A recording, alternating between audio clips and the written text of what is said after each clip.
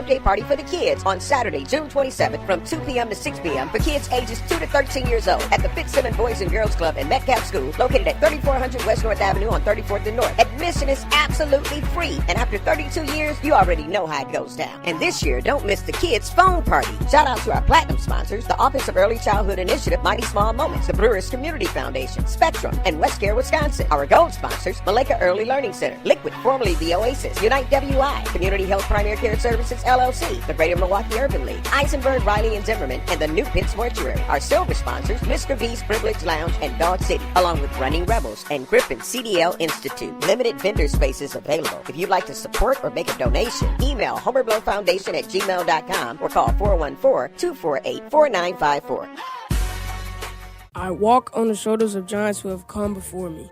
I am ASAP and Maya Angelou. I am Marva Collins and Frederick Douglass. From A to Z, I celebrate, emulate, and commemorate their example. This is part of the Declaration of Excellence Milwaukee College Prep Scholars recite, not just during Black History Month, but each and every morning, because our students don't just honor history, they're determined to shape it. Enroll your scholar at MilwaukeeCollegePrep.com. The performing arts do more than entertain. They bring the community together. From live performances and arts education to free community events, UPath helps support the organizations that keep southeastern Wisconsin vibrant. But it only happens because of people like you. Every gift helps keep the arts accessible and inspiring for the entire community. Join thousands of supporters and give today at upaf.org. UPath. One gift, regional impact. I'm Chris Jakovic. I served in the United States Air Force and I deployed 3 times. So in 2017, I was serving as an Air Force First Sergeant. Our motto in that role is, my job is people, everyone is my business. But unfortunately in that year, I would lose my own brother, Lance Corporal Adam Jakovic, to suicide. The majority of veteran suicides are from guns. I store my weapons securely, not only for myself, but for my family. Store all your guns securely. Help stop suicide. My service never stops. Brought to you by End Family Fire and the Ad Council. You're listening to Milwaukee Black Talk on 101.7 FM. The Truth. And 1510 AM. W269DL. Milwaukee. A Milwaukee Black media company. The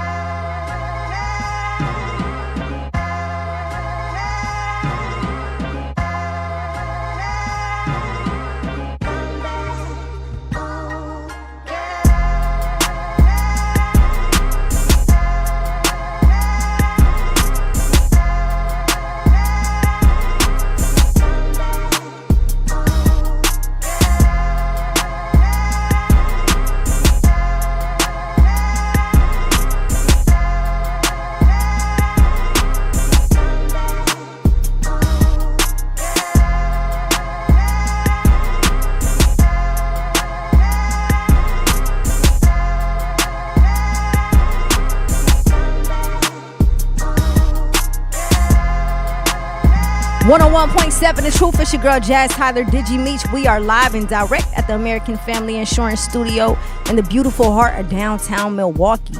Meech, what's the word? What's the word? It's time to tap in. It's hump day. We want to hear from you. 833-212-1017. Happy Wednesday, Milwaukee. It's not that beautiful outside, but we'll take it. Yeah, we'll take it. Meech, how you feeling today? What you eat? I'm feeling good. I ate some jambalaya. You flexing. Yeah. You know, I had to have something today for you to talk about. Yeah, I see. Who cooked it? You know, I got it from the middle of the mall. Okay. That's my whole cultural background. So I'm eager to see how it tastes. Welcome to Tap In with your girl Jazzy and Meech. We got a special guest in the building. The legendary Chad Roper, Milwaukee's own. Chad, welcome to Tapped In. Thank you for having me. I appreciate you, man. How you feeling today? And I'm blessed, man. I know you never get a complaint out of me. Absolutely. Thank you for joining us. First and foremost, we always like to give our guests their flowers, primarily because we understand the work that you have put in, not just for Milwaukee industry, but the industry overall. We never get a chance to experience these platforms. We never get a chance to be around each other as much, to show love and say thank you for all the work that you have put in. Yes, indeed. So, who is Chad? Oh man, I'm a brother from Milwaukee, man. I grew up right here in the city. Went to Rufus King High School is where I graduated from, man. And I'm just a brother who believe a dream is available to you, but it's up to you to put in the work for the dream. That's the problem sometimes that we have as people, is we expect the dream instead of putting in the work for the dream. You know, people always like to talk, like quote Bible scriptures, and but they always leave out the faith. They always talk about the faith part, but they leave out the works part. So to me, you got to put in the work. It's even in the Bible for those who believe in the Bible. So that's right, it, man. I just believe in putting in the work. That's right. So this platform, majority of our listeners and followers are youth. We work with a lot of youth, and what we've been trying to do is to bring on people that we respect, who have some status and platform from the city, to kind of teach them things that we feel like they aren't learning, whether it's at home or at school. A lot of it is dreams, purpose, legacy, discipline, all of the above. So to kick it off, what I want to know is, when you were younger, what was it that you dreamed of, and how close to your dream have you been able to accomplish? Yeah, so when I was younger, my dream was being a Major League Baseball player. I grew up at the age of 2 to play baseball. That's dope. And I ended up becoming the player of the state of Wisconsin. So I did extremely well. I got drafted out of high school, but then when I got into college, which I got a full scholarship playing baseball, I met Rico Love. Wow. Me and Rico met in college at FAMU. Yeah. So wow. as I'm doing the baseball thing, he's doing the music thing. Yeah. When we weren't in season, me and Rico would go to Atlanta on the weekends. I would go to kick it. Rico would go to do music. And then one time, Rico said, man, come to the studio with me. So I ended up going to the studio and singing some hooks on him. So that's how me and him got connected, was through that. I didn't know him in Wisconsin. That is crazy. I mean, in Milwaukee. I met him in Atlanta. In Tallahassee. So that's how I ended up getting connected. Now, I had always been doing music, so it wasn't like I just did it out the blue. Right. But my dream was really to play Major League Baseball. And then I ended up getting into the music industry because my grandfather used to always tell me to treat the janitor like the CEO, because it just might be one day. So I was the older OG on campus. Yeah. So I would take Rico to eat. I remember him telling a story about us going to Applebee's happy hour. He didn't have no money, but I invited him. And my rule is, most people's rules are, if you invite somebody, you pay for the meal. So I invited him to come hang out with us. Yeah. He was in his mind, he was ordering, thinking about how he was gonna pay for it. But realistically, I'm like, dog, I invited you to come, so I'm gonna cover the cost. And he had me cracking up on my podcast talking about that. And I mean, I had no knowledge until he said it on that podcast. But I never thought about him paying for his food because I invited him. Yeah. So long story short, that's how I ended up getting into the music industry. It was Wow. Rico. By me treating him right as Richard Butler as a college student. Then when he became Rico Love, he was like, man. So when Lachey Martin, who's like Shout my out sister, to Lachey. she went on Making a Band. Yeah. And we were on another station with Smooth as Butter. Yeah. And we were talking, me and her, and Reg was talking, and Rico called in. It was like, man, at the time he had did the Usher, written throwback for Usher. He was like, man, Chad used to treat me so good in college, man. We used to go to Atlanta ride. Yeah. So, you know, he kind of like told some stories, and then he was like, man, you should come. I'm going to come to Milwaukee because I got to see my grandmother to write a song. And at the time I had Big Sound Studios, which was on 44th and Hampton, which was a house. Yeah. And he came through, wrote Let's Not Talk About It. Wow. I vocal produced it, engineered it, co-wrote with her. Me and her wrote the second verse and the bridge. And that's how, and he's like, man, who wrote this? I mean, who vocal produced this? Who did this? Who did that? I'm like, me, bro. He's like, you do all this? Man, you got to come to Atlanta. So on my summer break, I was a high school math teacher. I spent the whole summer in Atlanta with him, working on. I would be in the studio with everybody, man. So next thing you know, we just started working. That's how I started. That's crazy. Listen, Lachey used to do my hair back in the day. She always was. Still cold with the hair too. Rico went to college together. Yeah. It did all that kicking and whatever. Came back home. Still didn't do no music. Didn't do no, and then until he came back after Lachey, we never even talked about music. Even though I know he rapped and stuff, we never really talked. We just hung out. Yeah. You know what I'm saying? So then once he found out I had a skill that he could use in his thing, because at the time he wasn't a vocal producer. Yeah. He could write the songs, but he couldn't vocal produce the songs at that time. This was in the very beginning of his career. But that's what I could do. So I would just vocal produce. So I would be cutting records for everybody, man, with him. And then I would come back and teach, and I would just go there on weekends. Every weekend. The first time I met you was at Big Sid Studio. Yeah. That's way that's way I hadn't worked with everybody by that time. But literally that's how we ended up working. And I would go, and eventually I what I did was when I was teaching, I had a candy store in the school, so I was making $27,500 as a salary as a school teacher. Which was peanuts. But I was making $45,000 of untaxed funds selling candy, pickles, and chips and all that. So I was really teaching to sell the candy, and I would just stack that money. And then once I stacked up about $100,000, which was over a 2-year period, I quit and moved. So that's literally, and then me and him just got to working. The whole time we were working because I would just fly on the weekends. Yeah, I would fly, work, fly back on Monday, wear my clothes for work, and go straight from the airport to the school. Literally, that's amazing. It was about putting in the work. Yeah, like divine intervention for real. So I'm real big on purpose driven versus activity driven. Absolutely. And I've adapted this primarily because I've noticed in the beginning of my career that everything was I thought it was me chasing my dream, but it really was me chasing success. So for the youth and the young artists out there, how do you know the difference between chasing purpose versus chasing success? That's very simple to break down. When you're chasing purpose, things begin to line up. When you're chasing success, you're always behind just a little bit. Mm-hmm. You feel like you're draining yourself. But when you're chasing purpose, you'll be tired, but you won't be drained. There's a difference. And to me, we have to understand those differences between being tired and being drained. Yes. And knowing how, when you're drained, to recharge yourself. But that's because you're chasing the wrong thing. And the difference also is when something is purposeful for you, God gave that to you. Yes. And God doesn't give you anything that he can't pay for. Meaning, it looks like there's a situation that you can't, no way, make a way for that. And all of a sudden, it turns around. Something switches. Yeah. That's because God paid for it already. You just didn't know it. Yeah. And to me, that's when you can tell when it's a purpose and when it's success. So I think people need to understand the difference.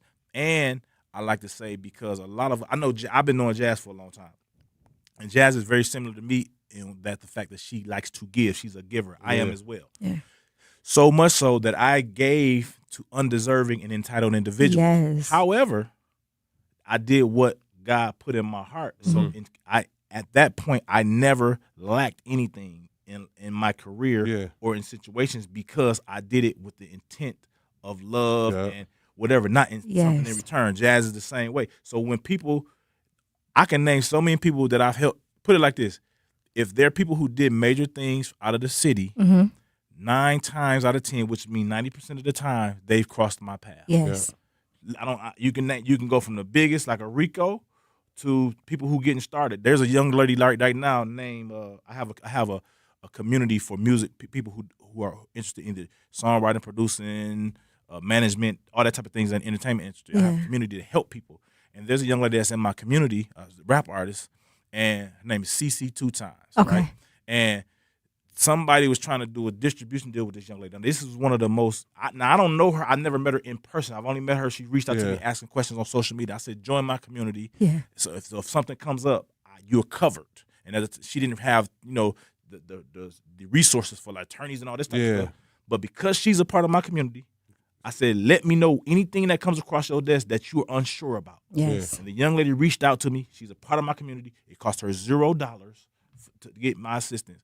And I made sure she didn't sign a bad situation. Yeah. You know what I'm saying? Because it's about making sure people do what they're doing with as less stress as possible. And this is a hustling young lady, extremely talented young lady. And all I want to see is, I don't care where you're from, what you do. I want to see when you're doing what is purposeful for you, that you have as less speed bumps as possible. Yes. But I just use that as an example because whether it's somebody that's a new artist, or if it's somebody like a business boy or a Sounds or all these other people who've been doing vets, things. I've been working with, you know what I'm saying? Like, that's just, I'm a giver of whatever knowledge, information, whatever I can. You know what I'm saying? So I think it's extremely important for people like, I would say us. I can say you too, Mitch. Yeah, you told me on the phone. Me and Mitch talked, and it was brief, but I gave him some game. I kind of needed it at that time. Yeah. So like, it's basically, when you give, make sure that you save something for yourself. The best thing that I've ever done is continue to give to people, but make sure that my time is access to those who really deserve it. That's just things that we need to do as individuals who give a lot. You know what I'm saying? And I've learned that the hard way. Absolutely. I have, but I also learned that now what I do before I even touch anything is pray on it. Absolutely. Because I've lost out on so much by having people around and the blessings just wasn't for them. And I remember I was talking to Mr. Do It to Death, Rodante, and he was like, Jazz, what's in your cup for you, what overflows is for everyone else. Yeah. And we're always taught that, the opposite. Yeah. So once I got that analogy from him, it became easier for me to maneuver through the industry. But I think now I've given so much to the point where it's like, Meech's been trying to get me back in the booth, and I'm like, I don't want nothing to do with it. Not from a rapper stance. Right. I'll tell you a story. I was working with producers at one point, and situations were always coming across my desk. Yeah. Financial situations. Yeah. And I was making sure everybody was eating. Mm-hmm. But one day, those producers, or in particular one, decided they wanted to do their own thing, which that's my thing. But the way they went about doing it was incorrect. Yeah. My goal when you work with me is never for you to stay with me, because I know how to get to the money by myself. There's never been a problem. Yeah. But the way you do it makes this individual did it the incorrect way, and it was a reason they did it the incorrect way. That this was September of that year. October of the year, I made the most money in 1 month that I ever made in my life. And you know why? It was because it was there waiting for me. But because God knew that person and that person's intent, he didn't want me to. He wasn't supposed to eat. He wasn't supposed to eat off that. Yeah. That's right. God removed him without me because he knew I wouldn't have removed him. That's he right. removed him, and I was able to. You know what I'm saying? So certain things like that happen when you're doing things the right way. Yeah. And I always say this. Anybody, and you can fact check this. Mm-hmm. Anybody that I've done business with, whether in their career, after they left me, they were better off than when they started. Before they met me. Yeah, I mean, every single person. Yeah, we see Yep. Every single person. Absolutely. I don't care who you talk about. Every single person is better from when they started, when they met me to start working with me, had better success. Now, whether they maintained it, they ain't got nothing to do with me. Sometimes it'd be a decline, but that ain't got nothing to do with me. But when they was with me, when they started with me, yeah, absolutely. So that says something, common denominator. Like, you know what I'm saying? So that's how you look at it. And at that point, I did what I was supposed to do. Yeah. You know what I'm saying? Yeah, it ain't your fault. You thinking about the after effects. Absolutely. And that's how young people got to look at it. As long as people are better off when they depart from you than when they met you, you did your job. That's right. And you got to understand people are seasonal, and that's okay. Yeah. Majority of the people are seasonal. Yes. There are a few people, like me and Rico was just together Sunday. Yeah, you know what I'm saying? We were just hanging out. We were just together. You know what I'm saying? We talk every day. You know what I'm saying? So that's a lifetime friend. That's right. You know what I'm saying? But some people are seasonal. There are people that I work with, did things with, that I'll never talk to. I'll never talk to again. And I'm cool with that. You know what I'm saying? But then there are people in the industry, like I was with Business Boy recently. His grandmother passed. I was at her funeral. That's my brother. You know what I'm saying? So certain things, and I'm going to show up for my people. That's he my people. When I need him, he shows up every time. That's right. Jacob Lattimore, same way. Yeah. Just certain people that's in my life. I just got to call about, needing some things with him. Yeah. Hop right on it, got them what they needed right away. You know what I'm saying? Still to this day. And they call you too as a lifelong friend. They call me for certain things, whether it's business, attorneys, whatever it is. They'll reach out to me for regular conversations, but then for other things, even like when Rick with his label, he was doing things. He called when he saw what I was doing with Lakia. He reached out like, bro, let me tell me some of the plays you got going on. You know what I'm saying? And he was he's more seasoned in it because I got in through him. Yeah. You know what I'm saying? But there's no ego with none of us. Yeah. If I know something he don't know, he gonna reach out. Vice versa. You know what I'm saying? That's how I go. Earl and Eric got signed, and y'all seen y'all had E2 on here. Yeah. E2 and them got in the music industry through me. Yeah.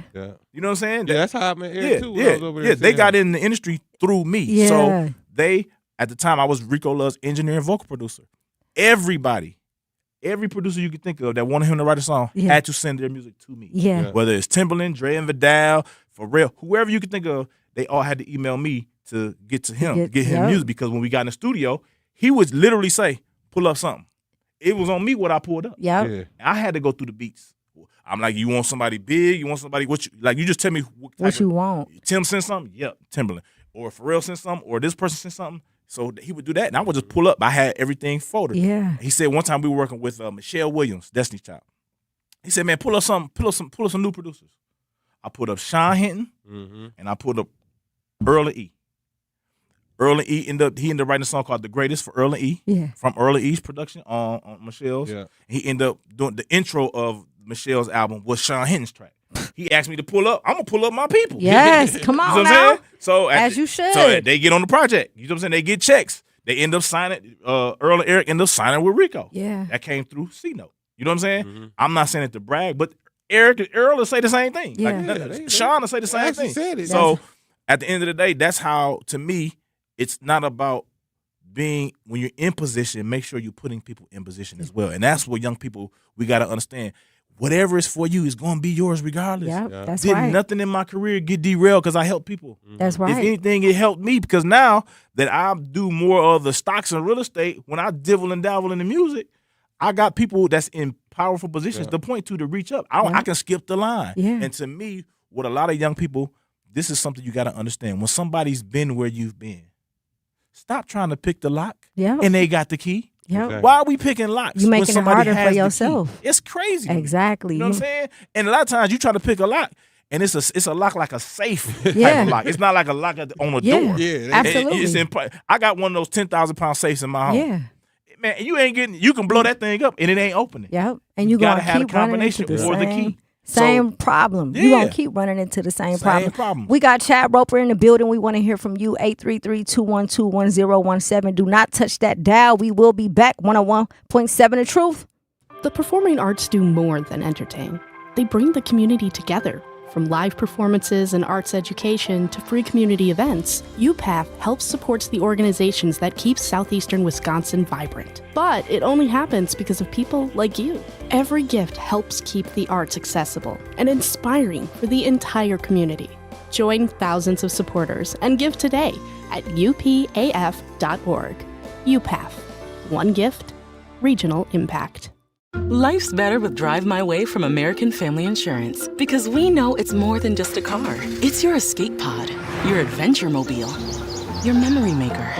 And we help protect the dreams that drive you. Personalize what you pay for auto insurance and you could save between 10 and 35%. American Family Insurance. Get a quote and find an agent at amfam.com. Products, pricing, and availability vary based on the way you purchase insurance and by state. Unsafe driving behaviors may increase your rate. American Family Mutual Insurance Company, SI, and its operating companies, 6000 American Parkway, Madison, Wisconsin.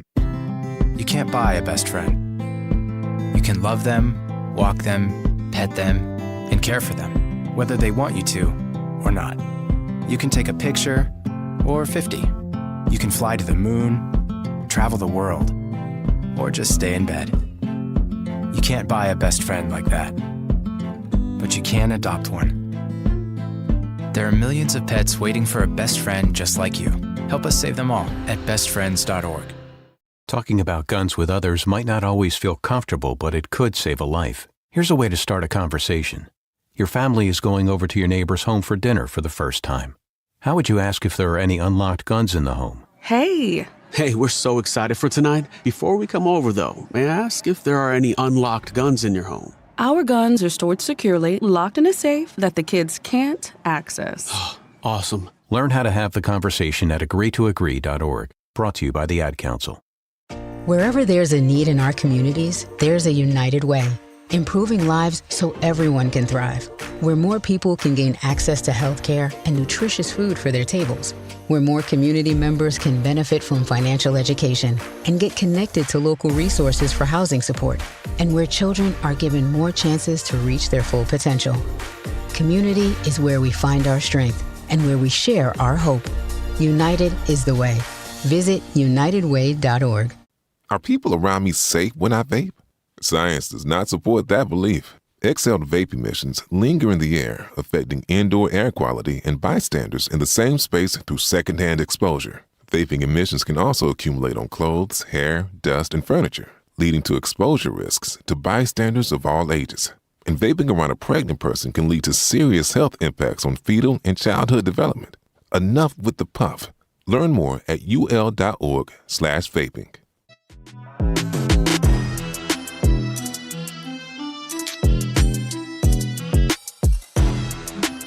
101.7 The Truth. It's your girl, Jazz Tyler, Digi Meech. We are live and direct. Milwaukee's Juneteenth celebration is back, And 101.7 The Truth will be there all day long. Thank you to our Juneteenth partners, Educators Credit Union, Mosul Coors, Tayback Law, American Family Insurance, and Milwaukee College Prep for helping us celebrate freedom, heritage, education, and community. Join us on King Drive for one of Milwaukee's most cherished traditions, brought to you by our sponsors, 101.7 The Truth.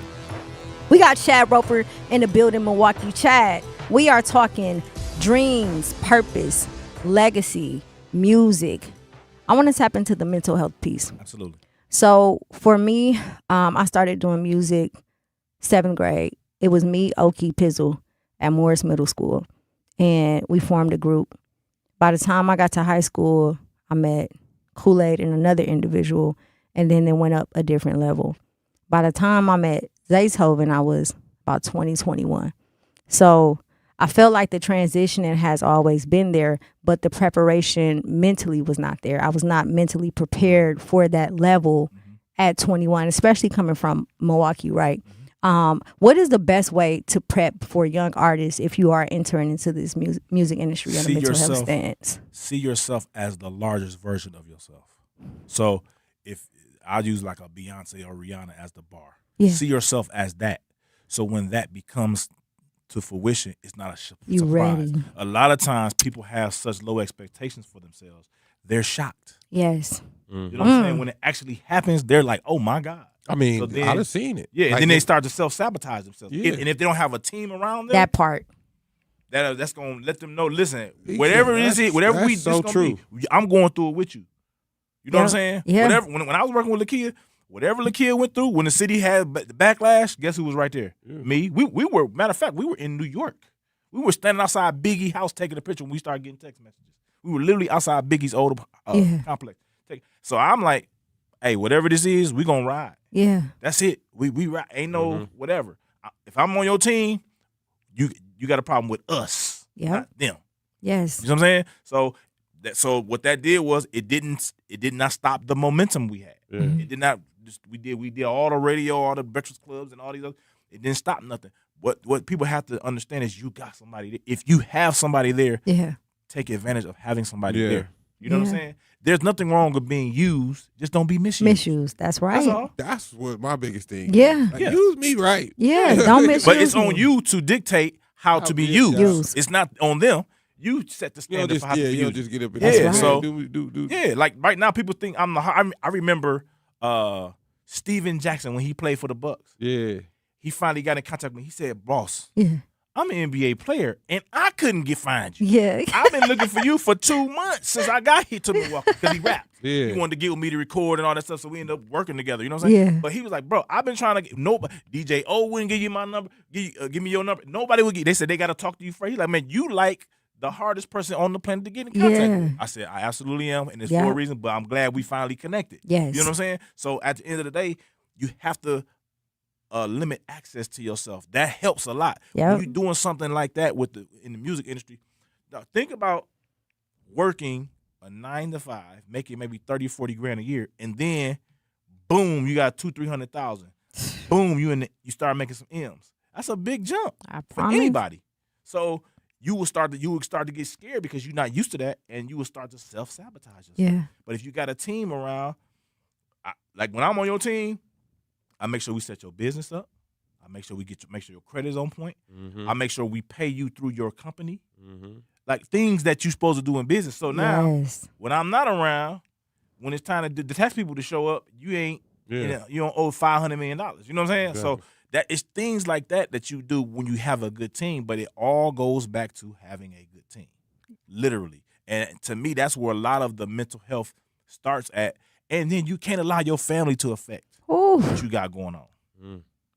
Everybody I had to a client whose family was doing the most, but they weren't doing the most before they got some paper. Yeah, because your family supposed to be your first support system. That's right. But supposed to support you. But when you become the breadwinner, like having the biggest bag in the family, entitlement sets in. Period. Yeah. Yep. So when I start working with certain clients and they family start getting involved, I started like, listen, now your family is the reason I'm even here, But all of a sudden, they got all the answers. But why didn't they have the answers before I showed That's up? right. All of a sudden, today, now that you got some paper, Yeah. they know all the answers. But when we was working toward, before the paper came, they ain't had no answers. Everybody was calling me for the answers. Now they think you doing it. Yeah. Doing that. Yeah, now they got an idea of what you can do with your career. But when they told me to come around, they ain't know what they was like, well, I don't do this. This ain't my business. My business is this. My business ain't that. But all of a sudden now they got idea.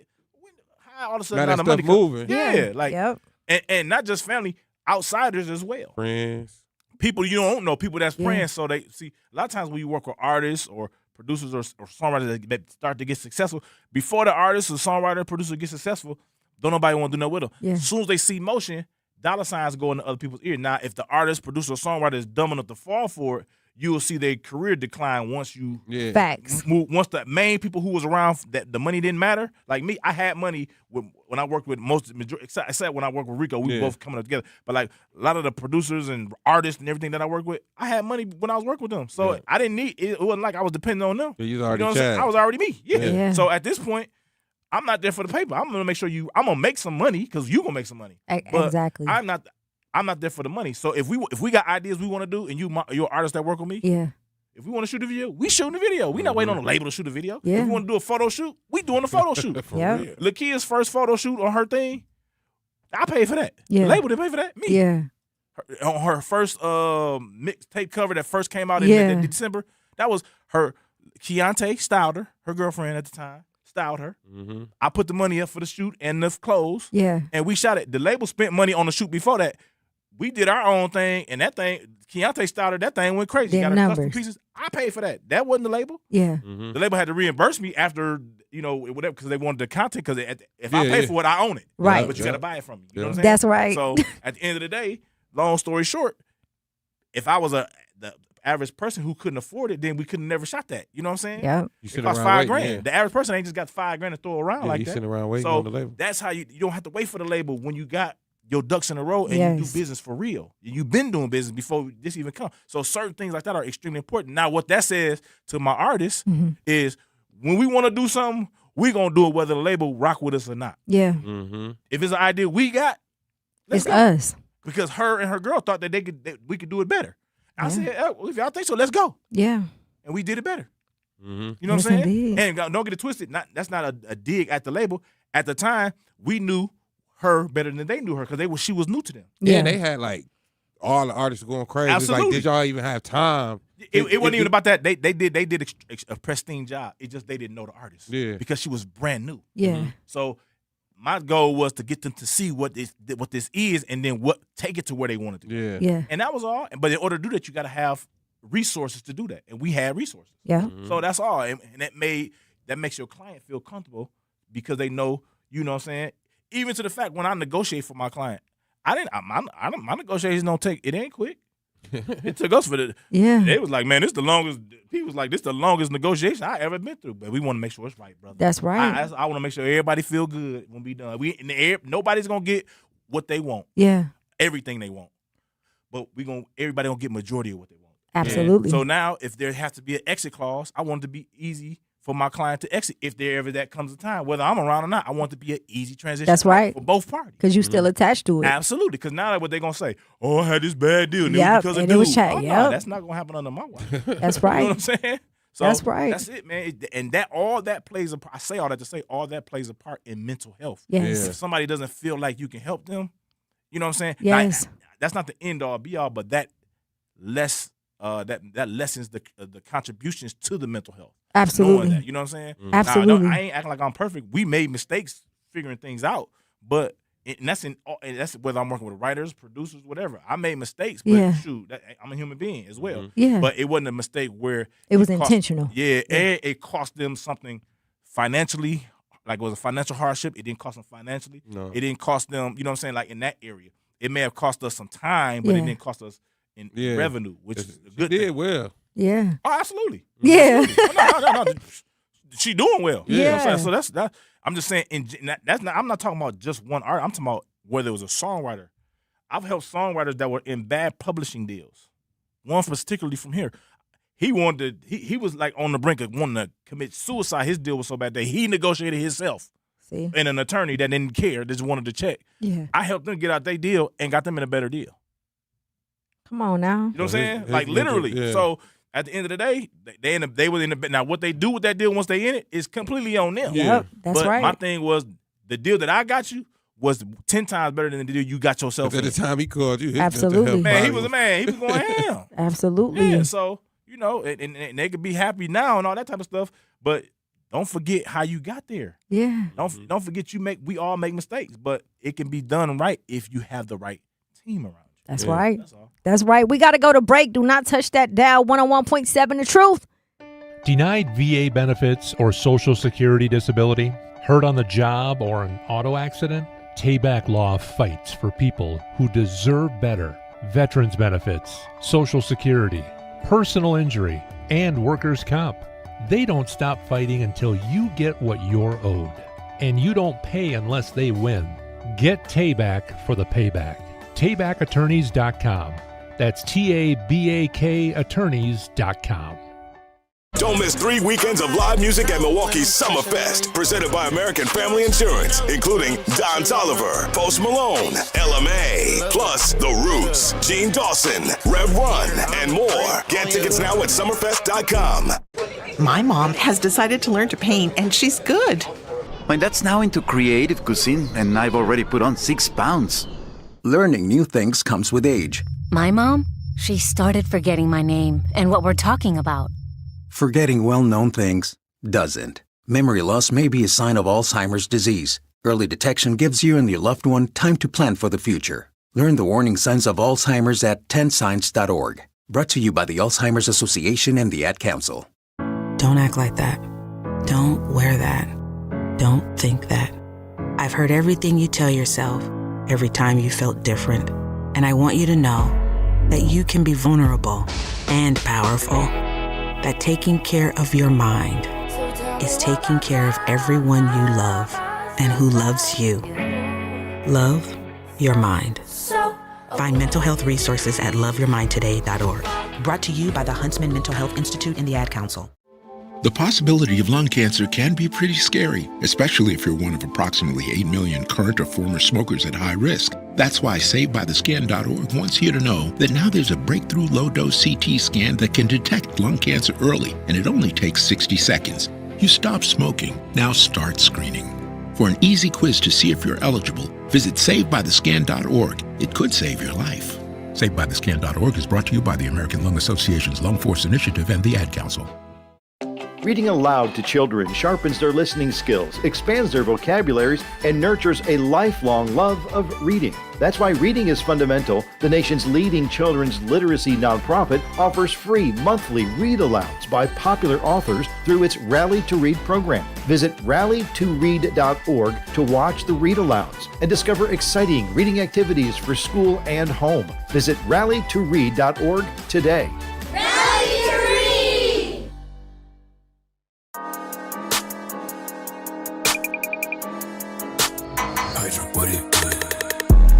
101.7 The Truth. It's your girl Jazz Tyler Digi Meech. We are live and direct at the 3rd Street Market Hall in the beautiful downtown Milwaukee. We got a special guest in the building. Meech, who we got? We got Shy Rover, legendary producer. Yes, it's like everybody we got legends. Yeah, absolutely. What that make us, Jazz? Legend. Legends? Think that make us legends, Meech? Yeah, what that make us? We are talking music, dreams, purpose, legacy, mental health. Obviously, mental health is a huge part of anyone's life, no matter what career they're in or what they have going on. But particularly in the music industry, one of the things that I've noticed has gotten worse is the crash out behavior with artists. Why do you think that is? Why do you think so many artists have mental health problems? Because they're not dealing with individuals where they can actually talk to. And to me, when you it's like shaking a soda up. Yeah. Eventually the cap Yeah. is gonna pop off. So I feel like you gotta make sure when you building your team, you got people you really trust around you. Yeah. Who you know you're not gonna. I remember one time we did a show in like Mutland, South Carolina, and I got home and when I work with artists or whatever clients, I have a spreadsheet of what the expenses were, what the amount of money brought in, that type of thing. And I looked and said, I said, oh, I got an extra $20. So I Apple Pay Lakia $20. She's like, what's this? I was like, I got an extra 20 and it can't be mine. Yeah. She's like, dog, it's $20. I said, somebody is still $20? There's still 20,000. There's still 20 million. Yes. So I'm gonna start with just a small amount. I'm gonna send this little dub back because this don't belong to me. Yeah. You know what I'm saying? So you gotta have people around you could trust because now I got access to bank accounts and all this. So if you can't trust me, what if I'm penny pinching every time? Yeah. You know what I'm saying? And now I got a spreadsheet, not just for your safety, but for mine too. So when we got if they're not in the case we didn't, if we ever got to go to court, I can say, well, here's all of the things we've ever done, and here's all the expenses and the receipts. That's you right. gotta do that type of thing. So, but what that does is it covers you as if you're management at the time or whatever. But it also gives the artist or the clients or the writer or producer a peace of mind. I never would take money to me with any of my clients. The money would go to them or their business, and then they would have to pay me because I want you to see the money. I want you to see the amount because I don't want you to think the show we got 30. I said 30,000, but we really got 50. Yeah. So they paying me 50, they paying you 30, and then you giving me 20% of that 30. Yeah. I don't want that type of problem. So what we're gonna do is we're gonna pay your company, and you're gonna Zelle me, wire me, or whatever my paper. That way you can see the amount. The money came to you first. That's right. So certain things like that, when you implement those type of practices, it allows the artist, producer, songwriter to feel comfortable. When I do publish deals or catalog deals with artists or producers, whatever, I make sure the investors or whoever is buying it pay them, and then the artist, producer, songwriter, whatever, pay me. Yeah. Now it has to have a peace of mind. So what your goal is to make sure that you create peace of mind for that client of yours. So now they don't have to crash out because they can see. And then I've even reached out to some of the artists when that were doing things when they were going, like they may have been going viral and things like that, to say, if you need help, I'm available. Yeah. But don't wait till it go bad. Don't call me when it go bad because I'm not gonna try to. You can't get help at that point. I'm not finna clean up a mess. Yep. And some artists took advantage of it. Some artists waited till it went bad to try to say I'm ready for help. No.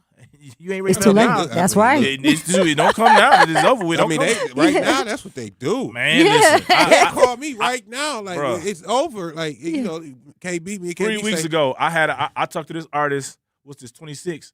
I talked to this artist in 24 when they was doing some things. I even had a meet. E2 had me meet with them in 25, and they had people on their team that they were comfortable with. I said, well, I'll work with you along with them. Yeah. Because you know me, but you don't know me like that. But That's you trust right. them. So let's work with them. Yeah. We work together and try to help you to the situation. The artist didn't want to do some things. I said, no problem, man. Good luck with everything, man. I told the manager, hey, listen, if you need some help, just reach out to me. If I got time, I can help you out. And I was done with it. Yeah. That same artist came back 3 weeks ago saying, man, I'm ready for. I ain't no ready. Without the management? Yeah. No, that time I'm ready for help now. No, I'm cool. That time expired after our meeting, boss. You said you was cool. We was cool at that moment. I'm done with it. And when I fed you, wish you well, that means, man, listen, I'm good. Can't even pay me to do that. It wasn't even tell I'm you. good at that point because now you come in when people come like that, they come out of something. Not in this case, it may not have been desperation. I don't know. I didn't even give it a chance. Desperation. Yeah. But a lot of times it's in desperation at that point. All the wells have dried up and things like that. I'm not finna, you know what I'm saying? Yeah. Trying to find everybody who said they'd help him. Yeah. Exactly. And I'm cool. Exactly. Like, at that point, nah. Well, you could have just been working with me from the beginning. Yeah, so my thing is when you on your way up, my goal is to help the air under your wings continue to stay there. That's it. Yeah. I ain't gonna take credit. But people didn't know I was working with Lakia for years. She had to one time, you know how people found out? They saw me in the background of a video shoot in her story. Yeah. I was in the background. Mm-hmm. So that's how they found. I would never take no pictures. I would never do nothing. My goal wasn't to be the name or what's the name. My goal was to be. I know what video you talking about. Yeah, I just happened to be on the back. Yeah. Walking through the office. Walking through. Yeah. I know exactly what video They like, man, look at you. You know what I'm saying? So, video at that point, it was cameras on the back, but it wasn't about me taking credit for nothing. Like, I don't rap. Yeah. Yeah. You know what I'm saying? So that's to me that's extremely important that artists have people, and it always go back to this. Yeah. Artists have to have people around them that they trust and they believe in. For example, what artists also have to understand, producers and songwriters and managers have to understand is it's never too late to be what you might have been. Yeah. So that means that whatever it is you thought you were going to be, it's never too late to get to that point. Yes. You just got to lock in and do the work. And to me, most people quit too soon. Y'all ever seen that meme where dude digging for the diamond and he stopped and it's like a thin layer and the diamond right there? He turned around. He turned around. That's exactly what most people do. I did it. I did it, but I did it intentionally. Yeah. That's different. Yeah. I did it intentionally, but also it was a weird time because we were pre-social media. Mm-hmm. So right when I started, like, obviously I had a name here in like Atlanta, but right when I started hitting the blogs and all of that, that's when Instagram dropped, Twitter dropped, so now it's changing because you no longer have to go to people in person and promote. You got to do it online, which is beneficial, but we were not taught how to properly market on social media. And it wasn't more so of like I give up. I think it was just like, there's going to be another level, it's too much. Tell Jazz she can put out music without trying to be the number one artist in the world. You know what I mean? It's you could make money. You could, I like writing now. I want to write and produce. You release your subconscious and everything but writing ain't a bad thing as well. So I always tell people too, like especially with artists, you talking about crashing out. Yeah. When people do that, don't laugh, learn. Like remember when Tyrese was going through that, everybody was laughing, but learn what's going on. Yeah. So it by the grace of God, it don't become you. Yep. And to me, in our community, black community, we like to laugh a lot. When realistically, we should be learning on what really taking place. What got them to that point. So Absolutely. Now we can help. Because to me, a brilliant person learns from others' mistakes. Yeah. Only a fool learns from their own most of the time, which means you did the same thing 3 or 4 times. Yeah. You know what I'm saying? So it's easier for me to see you walk and bump your head because you're too tall, and I know I'm taller than you, to say, okay, let me duck when I go through here. Yeah. And to me, that's extremely important. I think that our community needs to learn. Like we are the bump our head community. Yes. To me, that's crazy. Yes. You gotta bump your head for it though. You gotta touch the soul to see if it's hot. And ain't even gonna pay attention to someone else's mistakes just because the ego. It's like yeah. That ain't finna happen to me. Doesn't make sense. That's them. Right. Yeah, exactly. That's exactly what they say, and that's why they end up in the situations that they be in. 833-212-1017. We got Chad Roper in the building. We got to go to break to pay some bills. Do not touch that dial. 101.7 The Truth. Live the high life this summer and enjoy every moment with the champagne of beers. Miller High Life. If you've got the time, they've got the beer. Celebrate responsibly. 2026 Miller Brewing Company, Milwaukee, Wisconsin. We asked parents who adopted teens to share their journey. When I met both of them, it was like my missing pieces were found. Like it was just like an instant, these are my kids. If you're considering adopting a teen, just do it. Kids need families. I don't care the age, everybody deserves a family. Learn about adopting a teen from foster care. Visit adoptuskids.org to learn more. A message brought to you by Adopt US Kids, the U.S. Department of Health and Human Services, and the Ad Council. Not completing high school is more of a social thing than it was an academic thing. Even though all these years have passed, I still had that longing to have my diploma. At age 30, Carissa finished her high school diploma. If you're even considering getting your high school diploma, you can do it. No one gets a diploma alone. If you're thinking of finishing your high school diploma, you have help. Find free adult education classes near you at finishyourdiploma.org. That's finishyourdiploma.org. Brought to you by the Dollar General Literacy Foundation and the Ad Council. Hear that? That's the sound of your life. Perfectly imperfect.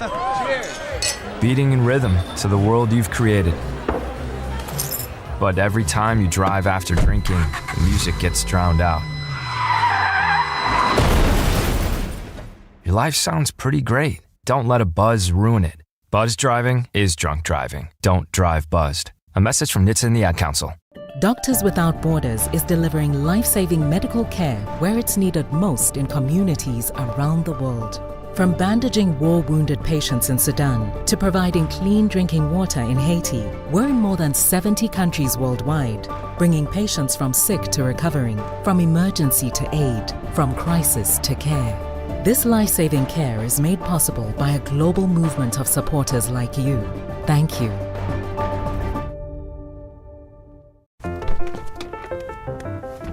Mommy, can I sit in the front seat just this one time? Please, please, please. No, not yet. But why? Because I love you, and you're just not ready yet. Now, get in the back so I can get you in your car seat, please.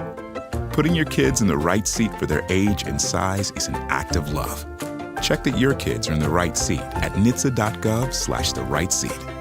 Love protects. A message from NHTSA and the Ad Council.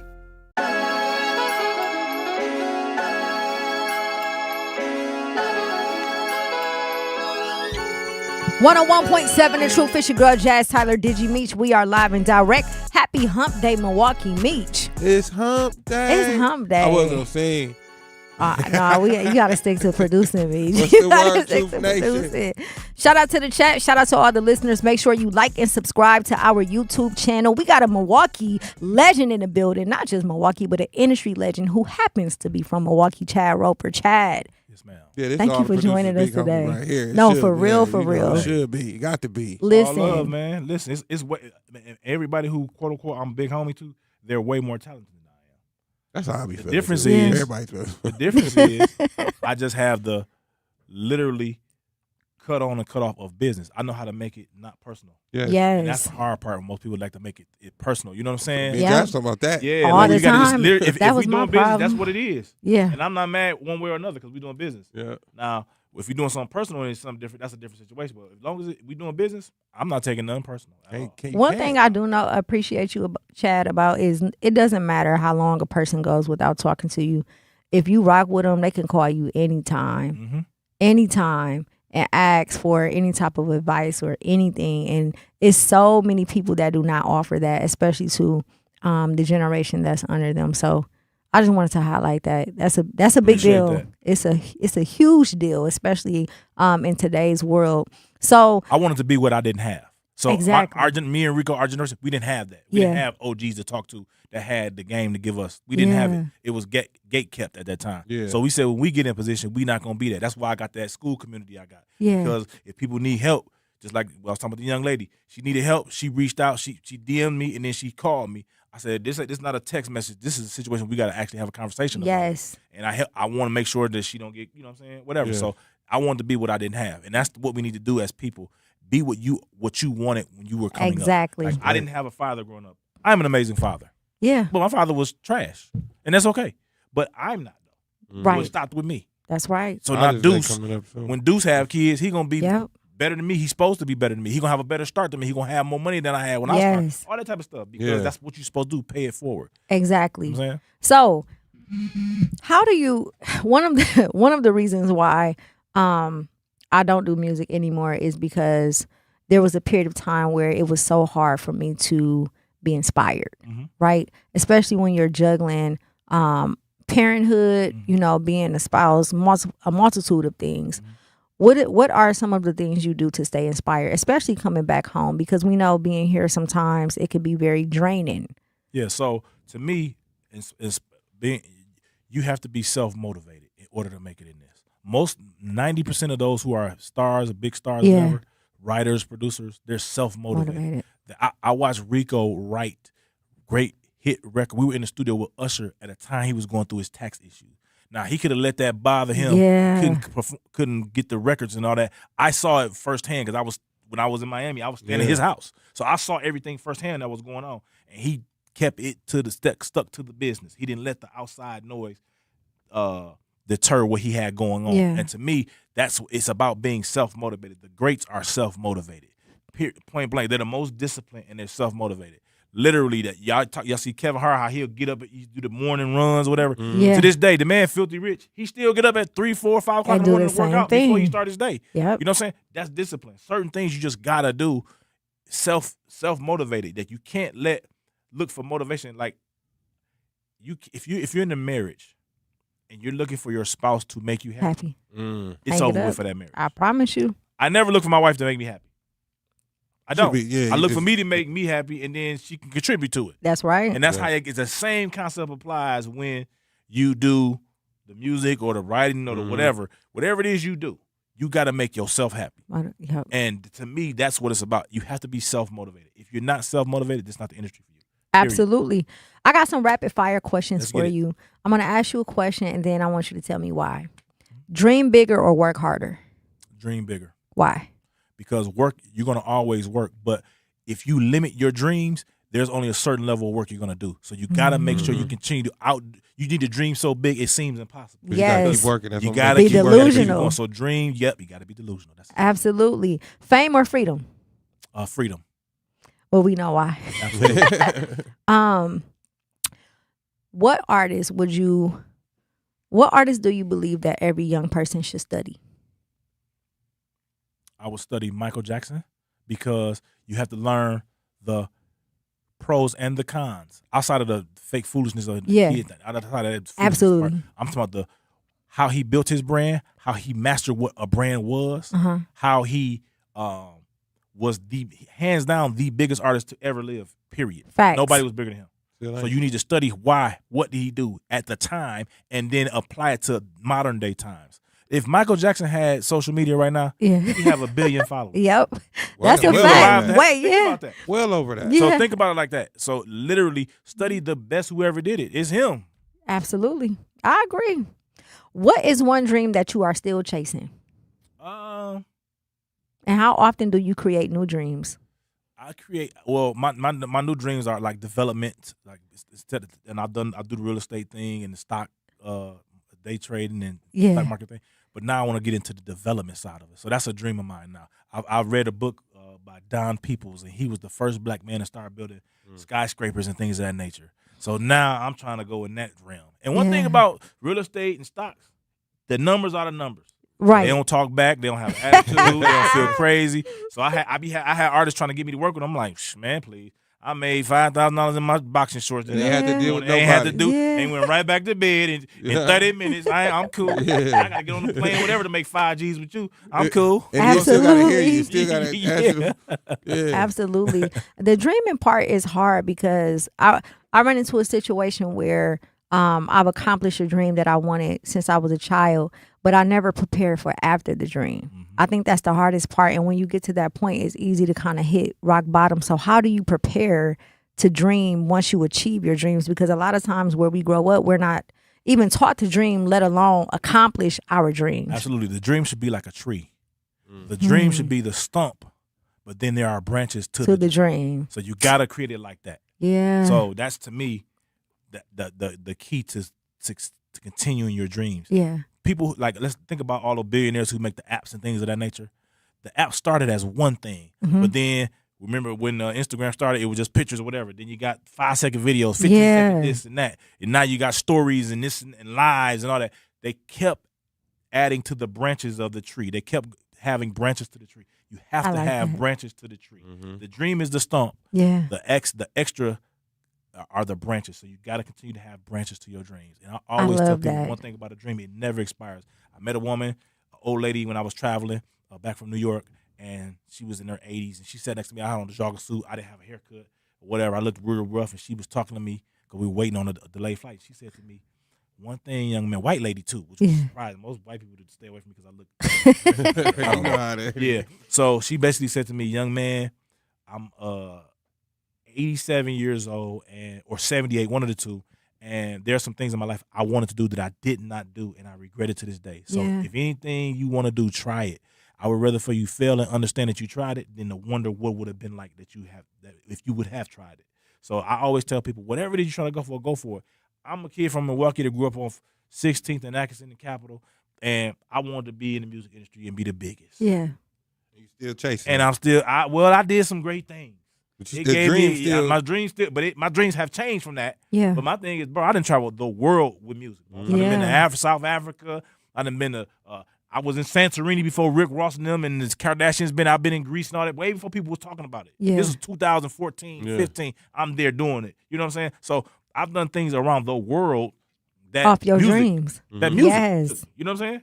And I didn't pay one dime. Absolutely. That's how you make the dream work for you. Yeah. So last question. Finish this sentence. What does the culture need more of and less of? The culture needs more authenticity, and less putting on. We need more authenticity and less putting on. You got to realize anger is not a strategy, and frustration is not a business plan. Come on now. You got to make sure that when you do things, you have a strategy, because wealth is created with strategy. That's right. it. So when you're angry and frustrated, that's not a business plan. Yeah. That's not going to get you to where you got to go. Facts. And I think if we deal more with authenticity, and when we're wrong, taking accountability and figuring out how to fix the wrong, just like with the Essence Festival, they had those issues. Yeah. The gentleman who owns it says, we have these issues. We're taking accountability. Yeah. It's going to be better next year. Yeah. So, that's what that's the thing. That's not normal in our community. We like to blame somebody. So, that's a fact. Yeah, man. Thank you so much for joining us, Chad. Do you have any shout-outs? Man, I just want to shout out my son and my wife. That's it. Everybody Yes, else know indeed. what's up. Hey, man, I know that's right. I'm going to shout out the people who hold me down. You know what I'm saying? So, Deuce. Absolutely. And them. And Absolutely. Thank you so much for joining us. Do not touch that dial. We will be back. 101.7 The Truth. Our children deserve a real chance to make it in life, and a good education is a passport to opportunity. At City Ford Collective, we're working to make sure there's a great Milwaukee school for every Milwaukee family, because more good options lead to better outcomes. And who doesn't want that? Together, we can give every child the foundation they need to thrive, and a stronger future for kids means a stronger future for Milwaukee. To learn more about our mission, visit us at cityfordcollective.org. That's cityfordcollective.org. Denied VA benefits or Social Security disability, hurt on the job or an auto accident? Tayback Law fights for people who deserve better. Veterans benefits, Social Security, personal injury, and workers' comp. They don't stop fighting until you get what you're owed. And you don't pay unless they win. Get Tayback for the payback. TaybackAttorneys.com. That's TABAK attorneys.com. In the United States, a vehicle is stolen every 31 seconds, about as long as this message. Luckily, you can take a few easy steps to protect your car in the same amount of time. Remove your valuables, roll up your windows, don't leave your car running unattended, lock your doors, and take your keys or fob. If you have information about a crime, call the police. If you suspect insurance fraud, also call 800-TEL-NICB. A public service message from the National Insurance Crime Bureau. I always had to be so good, no one could ignore me. Carve my path with data and drive. But some people only see who I am on paper. The paper ceiling, the limitations from degree screens to stereotypes that are holding back over 70 million stars. Workers skilled through alternative routes, rather than a bachelor's degree. It's time for skills to speak for themselves. Find resources for breaking through barriers at tearthepaperceiling.org. Brought to you by Opportunity at Work and the Ad Council. You're listening to the home of Milwaukee's realest conversations on 101.7 FM and 1510 AM, W269DL, Milwaukee, a Milwaukee Black media company.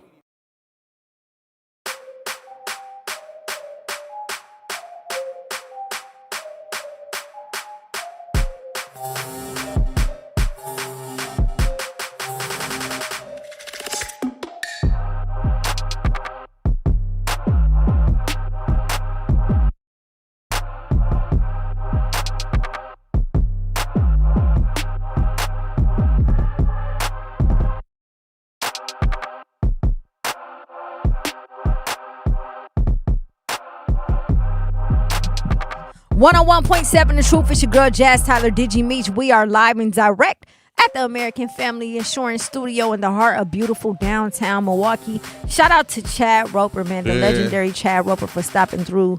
Always good to get game from a legend. Look, well, really, we should be paying for it. I'm sitting here listening because that's the game. Yes, indeed. Y'all listen to the OGs because it's like he know more. I mean, he had done more. Hey, look, I know my place. Absolutely. You know what I'm saying? Absolutely. I know I'm me now. Yes, indeed. But look, I know who came before me, and he just dropped a lot of stuff to where, you know, I basically was trying to set an example. Like, look, I'm listening. Yeah. You know, for the producers that's following me or looking at me, or the producers that's listening, I'm listening. And be willing to listen. Yeah. For real. Be willing to listen. We got another special guest in the building. Meech, who we got? Yeah, we got Mr. Marcus Hogans. Yes, I call him Carnell. Uh-huh. You know, everybody else call him Carnell. His name's Marcus Hogans. You know, so tell him about you, Marcus. Yeah, peace. Yeah, Carnell for sure. But Marcus, I'm trying to go more by my government now. Man, I just turned 21, so 28. So I'm I feel like it's a lot of maturation right now going on. Yeah. And I feel like Carnell, which is my middle name, that was something that was like a transitional period for me for real. So, well, welcome to little bit of Tapped In. Yeah. Welcome to Tap. Who is Carnell? Outside of the work you do, who are you? Where are you from? Carnell is Marcus. For real. But yeah, no, I mean, like I said, I'm 28. I'm a creative, you know, so essentially I like mediums. Mech, you know what I'm saying? I've done music. I like writing, you know what I'm saying? Just doing poetry. At heart, I'm a father, you know what I'm saying? Just a man of the people. You know what I'm saying? Essentially, and an extension of God, really. So, Absolutely. Yes, I mean, that's why I brung him, because it's, you know, he pretty much, I mean, I knew him before he had kids. Oh, yeah. And then, it's Father's Day week. So it's more so like, let me get my boy on here, talk about that. You know what I mean? Absolutely. No, that's real. Mech done seen every element, every level of who I am. Yeah. Yeah. And then I mean, I love the growth that I seen. Like, what was it, like 16? Yeah, 16. So from you 16 or something like that, it's been like a journey, and it's like, yeah, you know, that's Lil Bro. Yeah. Literally, like my first song. Yeah. Like recorded my first song. But to me, it's bigger than the song, because like I said, the growth, you know, and just us connecting about the fatherhood stuff, that, you know, just us going through that, and just how he just took that and just took it to a next level. To me, it's like, okay, man, I commend you, brother. Let us know about the fatherhood. Yeah, so I've been a dad for about 6 years. My daughter Malia, so really how I even got to where I'm at right now in regards to like doing the work of fatherhood, you know what I'm saying, in the community. So essentially I was navigating my own, you know what I'm saying, process, my own individual, you know what I'm saying, the man before the father, you know what I'm saying, really just trying to tie up some loose ends, you know what I'm saying, and restore, you know what I'm saying, some of the stuff that I feel like needed some adjustments. Essentially, if y'all know Ajmu Butler, I'm sure y'all do, he had this thing going on called Heal the Hood, where, you know what I'm saying, I went out to it. And again, this is in the process of me, like I said, restoring. And I was just trying to, you know, give back to the community however I can. And I seen this booth from a nonprofit. I didn't know it was a nonprofit. I just seen the shirts that said Fathers Making Progress, F&P. So, like I said, not having no idea what that was, I just seen that. And I'm like, oh, yeah, I'm down with that. Let me get a shirt. One of the guys was like, yeah, like, you know what I'm saying, we'll hit you up, follow up with you, just write your number down, you know, yada, yada. So I'm like, all right, cool, everybody do that. They end up actually following up with me, you know what I'm saying, on some check-in, you know, type of stuff, like real check-in. And they invited me out to a space, you know what I'm saying, a space that I ain't necessarily seen for a man, you know what I'm saying, where it was real life holding space, you know what I'm saying, not really showing up in that role, showing up in whatever, you know, just being you authentically. And I think the first session I came to, I seen like a ripple effect. Dudes crying, you know what I'm saying, because we got this thing where you check in, kind of like similar to what I had on the phone, but it was like, where you at, you know what I'm saying, how you feeling, like really feeling, you know what I'm saying, not just the good, not the hard, you know what I'm saying, what you done navigated this week, before this week, yada yada. And like I said, I seen a ripple effect of dudes crying, like literally just getting stuff off their chest, unloading, and that caused the same thing for me, you know what I'm saying. So then I'm like, oh yeah, I gotta, again, it's unfamiliar for me, you know what I'm saying, seeing dudes do this. All day we could be in the rooms and talk about everything else, you know what I'm saying. But when we talk about the heavy stuff, I'm like, oh yeah, I kind of, it was like a craving for me, for real. Because I'm like, yeah, I need this, you know what I'm saying. And I know my child, you know what I'm saying, could benefit from this, and that just kept me coming around for real. So now, you know what I'm saying, that allowed me to build myself up in a way, you know what I'm saying, in community, to being able to be give out what I receive, you know what I'm saying, facilitating the spaces, advocating for early childhood development, you know what I'm saying, a myriad of things for real, you know what I'm saying, and doing the work, you know what I'm saying, and again, pouring back to the people through my own business, which is All Roots Collective. So. So let us know how them resources, like you said, when you went to that booth, and then they end up following up, how important that was. Man, it was so important because, again, like I know I didn't know that them spaces existed, for one, but for two, like I had to have a period where I really like isolated myself, and I got real addicted to really isolating myself, you know what I'm saying, like just trying to navigate, again, all these different things that I had no idea I was navigating, especially in fatherhood. Like I ain't really seen what I call like a real genuine, you know what I'm saying, positive display of what I feel like fatherhood should show, like both sides, you know what I'm saying? Yeah. And I couldn't do that alone, for real. So it was important that they had reached out, because I'm like, I don't know what it could have looked like, you know what I'm saying, if I didn't have people, you know what I'm saying, to lean on who was navigating the same thing. Mhm. So Absolutely. We always hear about how important it is for young black boys to have their dads in their life. As a girl, as someone who loves my dad dearly, that's my dog. He's a girl dad? Yeah. I mean, yeah. like He has sons, but he has more daughters than boys, and he's more like sensitive with his daughters than he is with my brothers. But the importance for young black girls to have their fathers in their life, right? I think a lot of it is not just the love from a man, but just it guides them through learning how to deal with relationships, you know, how to respect men, how to deal with men overall. Because you have a daughter, and you work with young men out there who probably don't have fathers, do you see a difference as far as how you raise your daughter versus how black men raise their sons? And not on the surface level, but more so.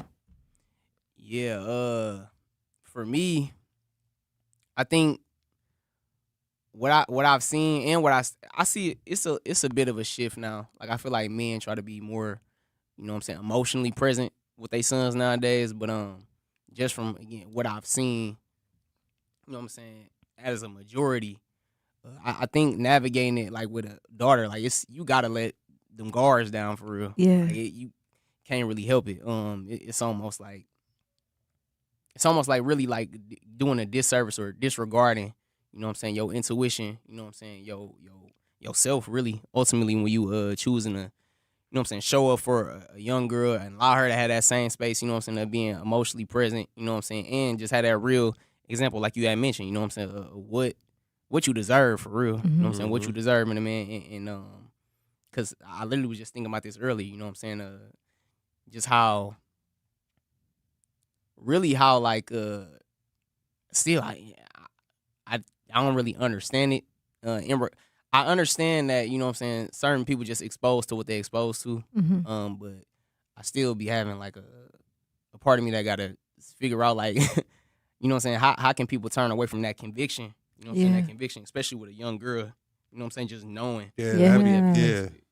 Like, that's the tough part, because I like, when he had his daughter, I had my daughter. Yeah. Well, I already had her, but, you know, that's how we really connected through the fatherhood, because I just seen him. Yeah. And then I think you had moved downtown. You know what I mean? And it's right over here. Yeah, and it's his own spot and everything. And it was just like, you know, it was just a different connection, trying to help him navigate being a new father. And then, like, you used to come to my house to see my daughter, and he just asked me questions. Yeah. So it was just like, that was a connection we had got. And it, like he said, that conviction of looking at your daughter and just knowing that you can't do that to her. So does that, because you guys have daughters, does that dictate how you treat women? Because you don't want a man to treat your daughter how you would treat women if you were to treat them wrong?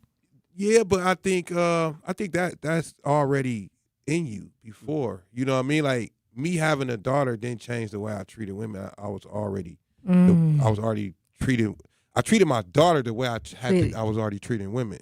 And a lot, like you said, you had to kind of convict to that even more by having a daughter. Yeah. You know what I mean? Like, you really had to be like, okay, the way I treat women really matters. Yeah. It's gonna matter to her. Absolutely. She sees she's a girl. Yeah. So, and then at the same time, it's still in reverse too. Like, women to see how you treat your daughter. Yep. So, Oh yeah. Absolutely. And to that point too, like you said, like, it's already kind of set in stone. But for me, I still be having to check myself, like, you know what I'm saying, in regard, because, you know, now I got a lady, so I be seeing how, like, obviously it's a different dynamic. You know what I'm saying? It's a relationship. Yeah. But I still be seeing, like, you know, it's still elements of you know what I'm saying, nurturing a woman, you know, inner child too, especially when stuff is complex, you know what I'm saying, when dad ain't there, you know what I'm saying. It's still some degree where, you know what I'm saying, I have to be mindful of how I'm speaking, you know what I'm saying, because the lines can be blurred, like, you know what I'm saying. I've had moments where I have to be like, oh, I can't convey a message to you the way I would, you know, would do with my daughter, like, where it's, you know, that natural hierarchy where I might be, like, you know, very authoritative. You know what I'm saying? Like, it still got to be an element of having a bit of, and it go both ways. You know what I'm saying? Absolutely. Giving that grace, giving that space. Yeah. But with it's different. It's a difference. Yeah. We got to go to break, but I got some questions for y'all when we get back. 833-212-1017. We got Marcus Hogans, Carnell in the Carnell in the building. Do not touch that dial. 101.7 The Truth. Life's better with American Family Insurance because we know you love working weekends. If it means working on your dream home, both inside and out. And we're here to help protect those dreams so you can enjoy peace of mind. Save up to 40% when you bundle home and auto. American Family Insurance. Get a quote and find an agent at amfam.com. Products, pricing, and availability vary based on the way you purchase insurance and by state. Some exclusions apply. American Family Mutual Insurance Company, SI, and its operating companies, 6000 American Parkway, Madison, Wisconsin. The Humber Blow Foundation, Inc., nonprofit 501c3, and our presenting sponsor, Beta Philanthropies, Inc., invites you to the 32nd annual Humber Blow birthday party for the kids on Saturday, June 27th from 2 p.m. to 6 p.m. for kids ages 2 to 13 years old at the Fitzsimmons Boys and Girls Club and Metcalf School, located at 3400 West North Avenue on 34th and North. Admission is absolutely free, and after 32 years, you already know how it goes down. And this year, don't miss the kids' phone party. Shout out to our platinum sponsors, the Office of Early Childhood Initiative, Mighty Small Moments, the Brewers Community Foundation, Spectrum, and West Care, Wisconsin. Our gold sponsors, Maleka Early Learning Center, Liquid, formerly the Oasis, Unite WI, Community Health Primary Care Services, LLC, the Greater Milwaukee Urban League, Eisenberg, Riley, and Zimmerman, and the New Pitts Mortuary. Our silver sponsors, Mr. B's Privilege Lounge and Dog City, along with Running Rebels and Griffin CDL Institute. Limited vendor spaces available. If you'd like to support or make a donation, email homerblowfoundation@gmail.com or call 414-248-4954. I'm Chris Jakovic. I served in the United States Air Force and I deployed 3 times. So in 2017, I was serving as an Air Force First Sergeant. Our motto in that role is my job is people, everyone is my business. But unfortunately in that year, I would lose my own brother, Lance Corporal Adam Jakovic, to suicide. The majority of veteran suicides are from guns. I store my weapons securely, not only for myself, but for my family. Store all your guns securely. Help stop suicide. My service never stops. Brought to you by End Family Fire and the Ad Council. And here's Heather with the weather. Well, it's beautiful out there, sunny and 75, almost a little chilly in the shade. Now, let's get a read on the inside of your car. It is hot. You've only been parked a short time and it's already 99 degrees in there. Let's not leave children in the back seat while running errands. It only takes a few minutes for their body temperatures to rise, and that could be fatal. Cars get hot, fast, and can be deadly. Never leave a child in a car. A message from NHTSA and the Ad Council. Babes, what are you doing? What? I'm just mowing the lawn. No, it's blazing hot and dry out here. Don't you remember? Smokey Bear says. Avoid using power equipment when it's windy or dry. Where'd you learn this?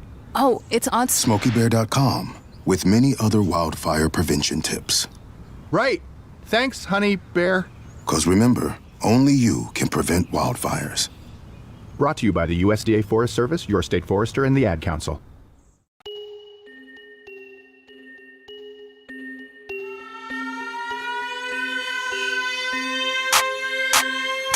One on 1.7 The Truth. It's your girl Jazz Tyler Digi Meech. We are live and direct. Happy Hump Day, Milwaukee. Meech, what's the word? What's the word? Happy Father's Day. Happy Father's Day weekend is going down. That's what the word is, fatherhood. Speaking of fatherhood, who we got in the building? Got Marcus Hogans. He want to be called Carnell. Carnell. I'll be calling him Carnell. Yes, indeed. So I have a question for you, right? Real talk. This is, I'm so serious when I say this. I don't know why, but lately a lot of single dads have been hitting on me. Not even just like, oh, you're beautiful, but like want to be in full-fledged relationships. And it's different for me, not just as a woman, but someone who's in the community. Oftentimes we see men who have to show up for women who are single mothers, right? And when I say single dad, I mean the mother is not in the picture whatsoever. I feel like the men who are, not all, but some men who are single dads and they have daughters specifically are more emotional when it comes to being in a relationship with a woman. But my question is, if I was to even entertain, I'm not, but if I was to entertain it, how would a woman go into a situation like that? Because it's so different for us.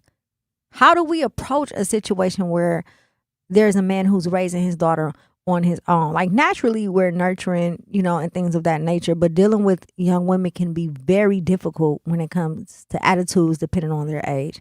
So what advice do you have for women who may be dealing with a situation like that? First off, do you think about your own kids? Absolutely. In that situation, you think about your own kids, like how do your kids fit in that dynamic? No, I don't, because they older. And they have, I have a 9-year-old. I mean, unless the kids are the same age. But their dad is so, like. No, I'm saying like your kids and. The God kids. Mm-hmm. Like if they're in the same age range, it might be a little easier. But it might be a little difficult because now you're trying to have your relationship and then the kids' relationship. Yeah. You know what I'm saying? Yeah. When there's a age difference between the kids, it might be a little easier. Mm-hmm. Like if your kid's older, his kid's younger, or his kid's older, your kid's younger, it might be a little easier.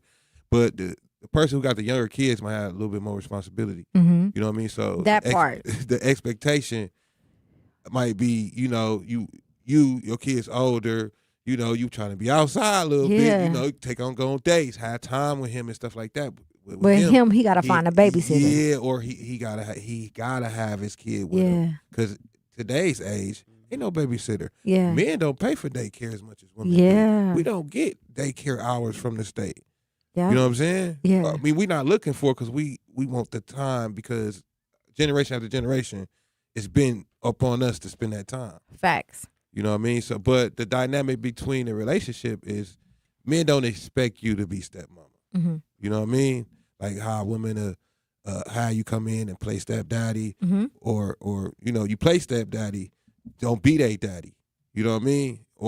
But why not? Why? Because I would think if I'm dealing with someone, and I'm speaking in terms of if I'm a single father and I have a little girl and I'm dealing with a woman, meaning dating consistently is getting serious and we get serious, I would expect for you to show up because there's little things that needs to be done. She need her hair done. She need a woman to talk to her. She need, you know what I'm saying? But that's like, we got grandma, stuff like that. It's we see other women figures that can handle that it. do that. We paying for hair to get done. You know what I mean? That's the notion of a man, we'll pay for hair to get done. I almost would get offended. No, I agree for sure. And it's funny because this is like a super sensitive, very like current situation. You know what I'm saying? For me, like I said, I'm in a, I've been in this relationship for about a year, but my daughter, it been just us for real since she was born. So now in this dynamic is that's your situation. What this example? Literally. Whoa, I didn't know that. No, I didn't know that. Literally. I mean, but I've been there. Yeah. So yeah. Yeah. No, and to your point, like man, I think my homie Jakai, he had said it best. You know what I'm saying? We had something like I wouldn't say mediation or nothing. This is a debate. But we had a good external, you know what I'm saying, factor, you know what I'm saying, for somebody to see from the outside. And, the way he put it is something, you know what I'm saying, I think that we just ride with. Like that's at the end of the day, that's not your kid. That'll never be your kid. And I think one thing for me, like I always led with exactly what you were saying. Like it's not your responsibility. Mm-hmm. So I'm not really leading with that expectation. You know what I'm saying? Obviously, if you got a partner that's committed to you, they're gonna try to contribute wherever. But it shouldn't be like since we together, you got to, because I have a daughter. Yeah. You if you know how to do hair or not, you got to figure this out for me because I'm not. So then does that mean women should not be as dependent on men when a man comes into a single mother's life? I mean, that's how men moving. We expect you not to be dependent on us in the situation. We coming in for you, not the kids. If you got kids, that's like anything with kids. If I'm a teacher, I'm going to take care of the kids. Yeah. If I'm a coach, I'm going to look after the kids. Mm-hmm. If we're adults, we're around kids, we're going to look after the kids. Like, if you leave your kids here for 5 seconds, they're going to be straight. Yeah. You know what I mean? Like, we're not coming in with the expectation on you putting it on us to be stepdad or dad in that sense. You know what I mean? Because we could be stepdad. Yeah. We cool with being stepdad because that's what we are. We're just not my kid, stuff like that. I go through the motions or the process to develop the relationship with your kid, depending on how much time I'm around your kid. Yeah. That you allow me to. And then it's like the age bracket. Like, and even that too, like is that because that's a very sensitive situation where it's like I'm single, obviously, right? Put that out there. Am I? No, I just went. But if it doesn't matter. What I was going to say is my children's father is in their life, right? Mm-hmm. All three of my children are by my ex-husband. And my 2 adult children, I don't really like, it matters how they feel, but they're out of the home. You know what I'm saying? Mm-hmm. And I know I make pretty good decisions when it comes to, because my children are not being around. I don't have my children just around random men, right? For my 9-year-old though, it's me and her. So what I'm scared of getting in a relationship wise is how to present a moment of building between my daughter and another man when all she know is her father. You get what I'm saying? Mm-hmm. And then it's like it's scary too, because again, she's 9, she's young. So how do you introduce the relationship to, if I'm a single woman and I have a daughter and I want to take somebody serious, how do you introduce this relationship to where it's comfortable for both parties, for the man and for the child? I will say, like, one thing I wish I did a little bit better was like have that conversation really, like have that real conversation of like, listen, you know what I'm saying? First off, just trying to gauge, you know what I'm saying, reading the room too, like, you know what I'm saying? Like, I know you might feel a certain way. Yeah. It just being us, I know this is what you familiar with. And then again, just putting it pretty, like I said, how I wish I went about it, you know what I'm saying? Just putting it plain, like, you know, this is something, you know what I'm saying, I'm stepping in. There's somebody, you know what I'm saying, that I'm looking forward to, you know what I'm saying, taking serious, you know, being married to, you know what I'm saying, and really just, again, letting the floor be there for them to be, you know what I'm saying, be able to communicate how they feel on it, you know what I'm saying, but just letting it be known, you know what I'm saying, like, this what it is, you know what I'm saying, and this is how it can look, and really just, again, lifting up that space for them to, you know what I'm saying, navigate how they might feel about it, you know what I'm saying, what they feeling on it in the process, because it's a difference. Like I said, it was mainly me and my daughter, so everything just probably looked completely different, you know what I'm saying, for her in regard. Any woman, yeah, especially with, you know what I'm saying, giving that attention, you know what I'm saying, you spend 5 minutes with her, who's that? Oh yeah, who that, you know what I'm saying, and instantly it's gonna be that, it could be that feeling of like abandonment. You know what I'm saying? And that's what I was going to ask. Do y'all fear that, do you fear that your daughter may not like someone you date, right? Like what happens when they don't like them, but not because they're a bad person, just because of abandonment issues? Do you stop talking to her, or how do you navigate that? Still love you the same. Like I really had that, you know what I'm saying, communication. Like I still love you the same regardless of how this look, or might feel, I should say. Yeah, you gotta know child feelings. I, you know, pretty much let the child know. But to go to the thing you were saying at first, a good thing, the way to probably do it is start with pictures, because you probably done kicked it with this person. Pictures, okay, mate. You know, pictures, videos, and stuff you done, like this, or you know, like when you start going out, to see their reaction. Like don't keep everything a secret. You know what I mean? Like you finna go out. Your mama finna go out. Like start the dating conversation with your child. My 9-year-old told me that she can't wait for me to get married. Let her again. do your hair. Let her pick your outfit. Stuff like that, so that way she feel included with who you pick. Like make her feel like she's picking, helping you pick. That's great advice, me. That's great advice. What would you do? Like, and it makes her more comfortable. Yeah, I would do that. Like that's and it's crazy because I didn't even think of that. Like, but that is so. I have included her. I asked her like, how if mommy was to get married again, how would you feel? I think that's too far. No. But I did it. I hear that. I think that's too far. But the only reason why I did is because all she know is me being married. To her dad, she don't know me being in, you know, a single relationship. She just know marriage, and her dad is married, so all she knows is marriage. So I asked her that, and she said, I honestly can't wait because I'm tired of being your little minion." That was her response. See, but then that's where you switch and go back to the beginning. Okay, help me pick an outfit, so I can go find me a husband. No. Yeah, like let her pick. You know, let her be interactive with the stuff you doing, even though you know. Go get my shoes. Let me see this and that. How would you wear it? And that may help the relationship between her and him. For sure. But you and her. Yeah. With her understanding of what the process is. When mama trying to do what mama trying to do. Yeah. Like you'll be involved, you'll know. Yeah. You know what I mean? You'll help me pick the outfit. You're gonna help pick our man. You know what I mean? In a sense. That's great advice. That's a gem. Meech. Yeah, that's a gem. We gotta clip that. Definitely, for sure. That's a clipper. And man, kids love that autonomy too. That's what I'm they saying. They love that. Like, yeah, just being in charge. You know what I'm saying? Being in that position. So that was great advice for sure. And having say so. We gotta go to break. Do not touch that dial. It's 101.7 The Truth. Educators Credit Union is more than a place to manage your money. They're where your financial possibilities take shape. They're more than transactions. They're conversations about your financial goals. More than numbers, they're community advocates who support free, local events that are accessible to all. They foster community because we are stronger together. Educators Credit Union is people helping people. Become a member at ECU.com. Insured by NCUA. Membership eligibility required. The performing arts do more than entertain. They bring the community together. From live performances and arts education to free community events, UPath helps supports the organizations that keep southeastern Wisconsin vibrant. But it only happens because of people like you. Every gift helps keep the arts accessible and inspiring for the entire community. Join thousands of supporters and give today at upaf.org. UPath. One gift, regional impact. When a warrior faces adversity, he fights through it. He finds a way. Freedom isn't free. Rolling strong. Belief. Believe you can, and you will.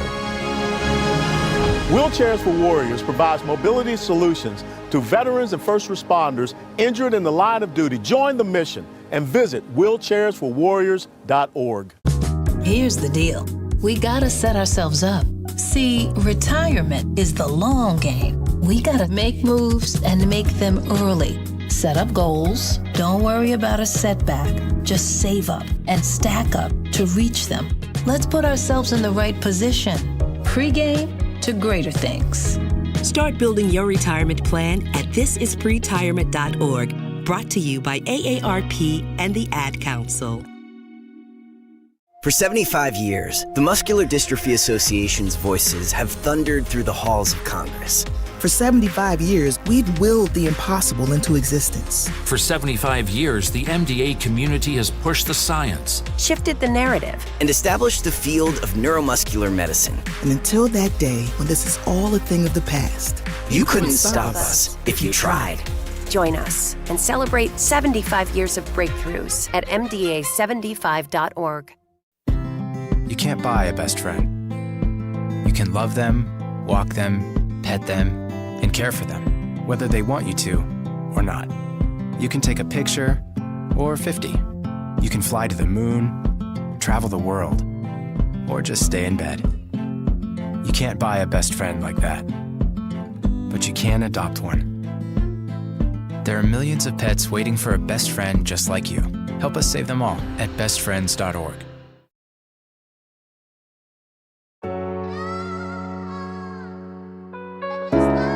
101.7 The Truth. It's your girl, Jazz Tyler, Digi Meech. We are live and direct. We got a special guest in the building. Cardell is here. Thank you so much for joining us. Having an amazing conversation, Yeah. Meech. Oh, yeah. Yeah. I mean, Meech just dropped a gem on us. I mean, I wanted you on so we could talk about this before Father's Day. I'm big on being a father. You know what I mean? Like you said, like the transition, like when you have kids, like some men have that in them, like it's like you just had that conviction. It was like you can't do that. You can't lead them kids. Yeah. You know what I mean? And some women will do what they try to do to see how far they could take you to see what you will leave for. And you know what? Speaking of Father's Day, I'm gonna say I might get a lot of slack, but I don't want to see no post about my mama. Happy Father's Day to my mama. No. I mean, some people don't know nothing else. Yeah, I understand that. I understand that to its entirety. But they don't do that on Mother's Day. That's what I'm saying. I don't see that's my nobody point. daddy getting posted on Mother's Day. That's my point. That's my point. I don't want to see when it. mama was around, you know.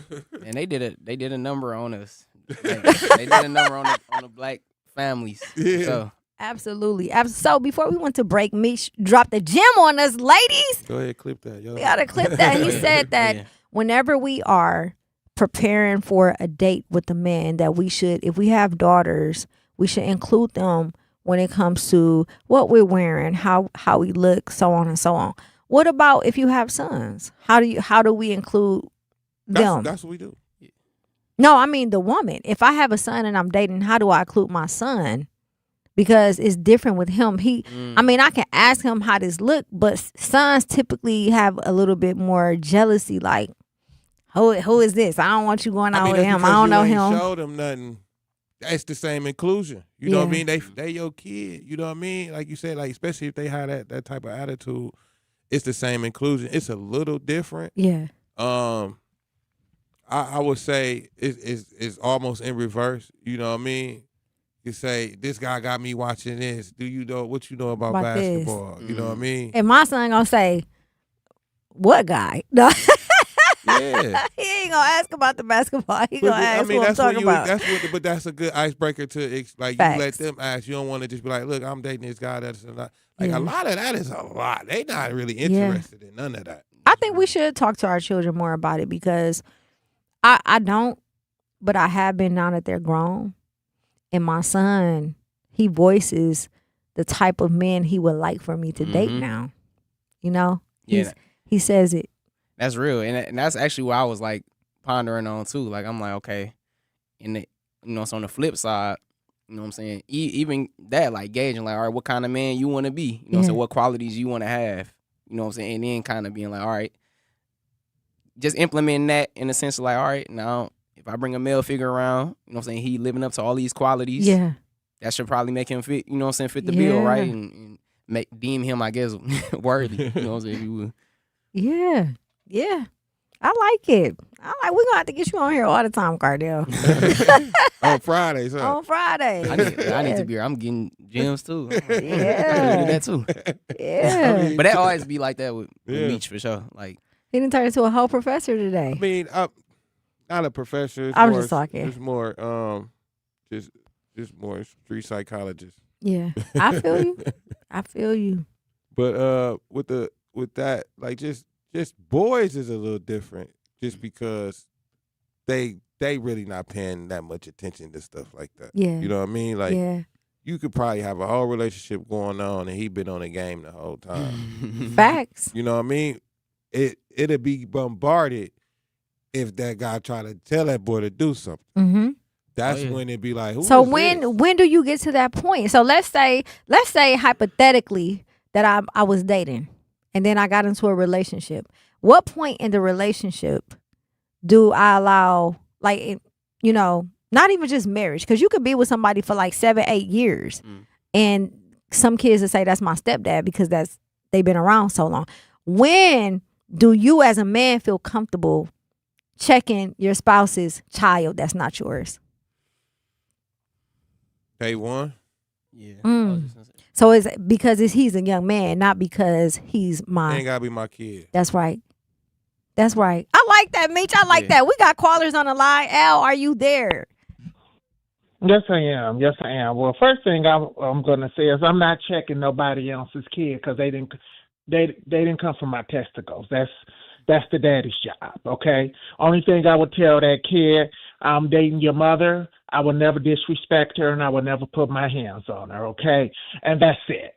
I'm not going to chastise somebody else's. Now you're opening the door to chaos and drama because the baby daddy or the baby father, whatever he decided to be, A or B, already going to have some problem because you're around their kids. And I don't want to take your responsibility and make your life easier because he got your DNA and your last name, okay? I'm just here to grow. I'm going to respect your child, but I will never chastise him. That's your job, okay? Now, if he disrespect his mother, I will talk to him, but otherwise I'm not touching that fire. I'm not touching that water. I just tell the mother, hey, you got to handle that. Talk to his daddy. See, you don't want to be, you call me when you don't got to stay too long. Goodbye. Because what happens is, after everybody get mad, you're going to be the suspect. You're going to be the bullseye target, and she's still going to be after him right behind your back. So why even open your door to that nonsense? Absolutely. Absolutely. Thank you so much, Al. Kathy, are you there? Thank you so much for tapping in with us. Yes, I like the conversation, but if they're mature adults on both sides of the parenting, both of y'all need to have a little talk about dating and someone braiding the kids' hair or doing whatever, because that may come up at one time, especially when you get married. But to integrate kids with other people now, that age range vary. So if you got an older teenage kid, you got to do it a different way than you would with a young kid. They say, okay, you're really seeing this person a lot. Now you want to have them meet the kids. After a while, if you're regularly dating, y'all go do events together, a picnic, go to the zoo together, so that person can get to know that person. You know what I'm saying? Like that, and don't talk about the other parent around that child and that man, because that's not fair. That's between y'all and that dad, not or the mom. But take the child out to events. Don't you believe in that? What do you think? Take the child out with y'all somewhere so the child get used to you. The other thing you can do, if you got a teenage kid, you can go to the movies, maybe take them to do darts, tennis. I mean, you can there's a bunch of stuff you can do that they have activities with both sides of the family, so the kid will get used to that.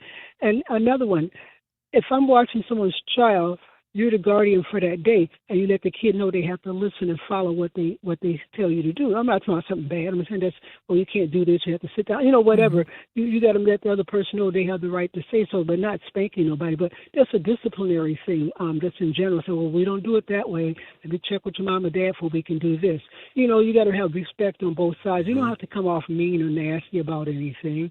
I kept 2 kids at my house during COVID 3 days a week because there's no way to get to school. So we coordinate with someone else on the family side that I'll drop them off and then they pick them up because I had to be at work. So I took time off for work, an hour of vacation time in 3 days, and I dropped them off. It's about what was the best we can do. And then I said, okay, well, make sure the hair is fixed up. I'm going to do this. And I let the kids know, if you don't get up when I get you up, we're going to school with the pajamas on. I didn't care how old they were. And then we're going to change when you get there like that. So that's what I did, and I had the right to say, oh, no, don't do this or do that. I wasn't nasty to the kids, but people trust me and believe in it. You know what I'm saying? So it's a way of doing things without coming off a brass or anything like that, like Al was saying. You got to be a little calmer with that. Everybody's relationships are not some kind of a storm fire. And then, like I said, mature adults, you need to talk to each other. Both spouses, look, I'm seeing somebody to be around the kids and stuff like that there. And then you have boundaries and stuff like anybody else. Mm-hmm. Absolutely. Thank you so much, Kathy. And I agree. I do think that for me, growing up, my mom didn't have, different men around us or anything like that. And that's why I am the way I am. But I was always taught that your children you will know if they don't like somebody, that means that person isn't right for you. And not just, again, because they're not a good person, but children can feel things a little bit better. They're not blinded by the emotional part attachment, right? So I think having dates and including the children in those dates, especially if the other person has a child as well, is something that most definitely should be done. Yeah. Like the caller said, every relationship is not a storm fire. Yeah. You know what I mean? It's not, I say day one basically just to set the tone. Yeah. Like, day one could be day 50. Yeah. But the first day you interact with the child, you can't be scared to say, hey, whatever you need to say. Yeah. Like the second caller explained it well. Al explained it well too. Yeah. But that's if you in that type of situation where it could get dicey. Yeah. You know what I mean? You could have, issues with the baby daddy or the baby mama. Right. You know what I mean?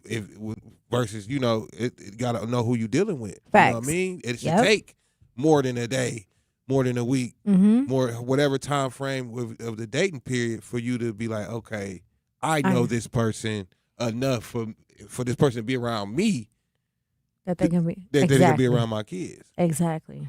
That's super real. Like you said, I deem you worthy. And I feel like something I was thinking about too, I'm like, damn, just when you live in like a chaotic environment too, where stuff always changing, like I think that just be making stuff all the more important too, to really, have that inclusivity right there. Because when you just drop the bombshell, I think it's just easier. It's easier for at least, in our experience, like it been easier to be like, man, Yeah. who this person is. You know what I'm saying? Coming in, trying to regulate. Yeah. Like as a boy. Yeah. Like when you're a boy, like when you're a boy, your mama got a Go boyfriend. ahead, call your mama. Yeah. What I mean, right?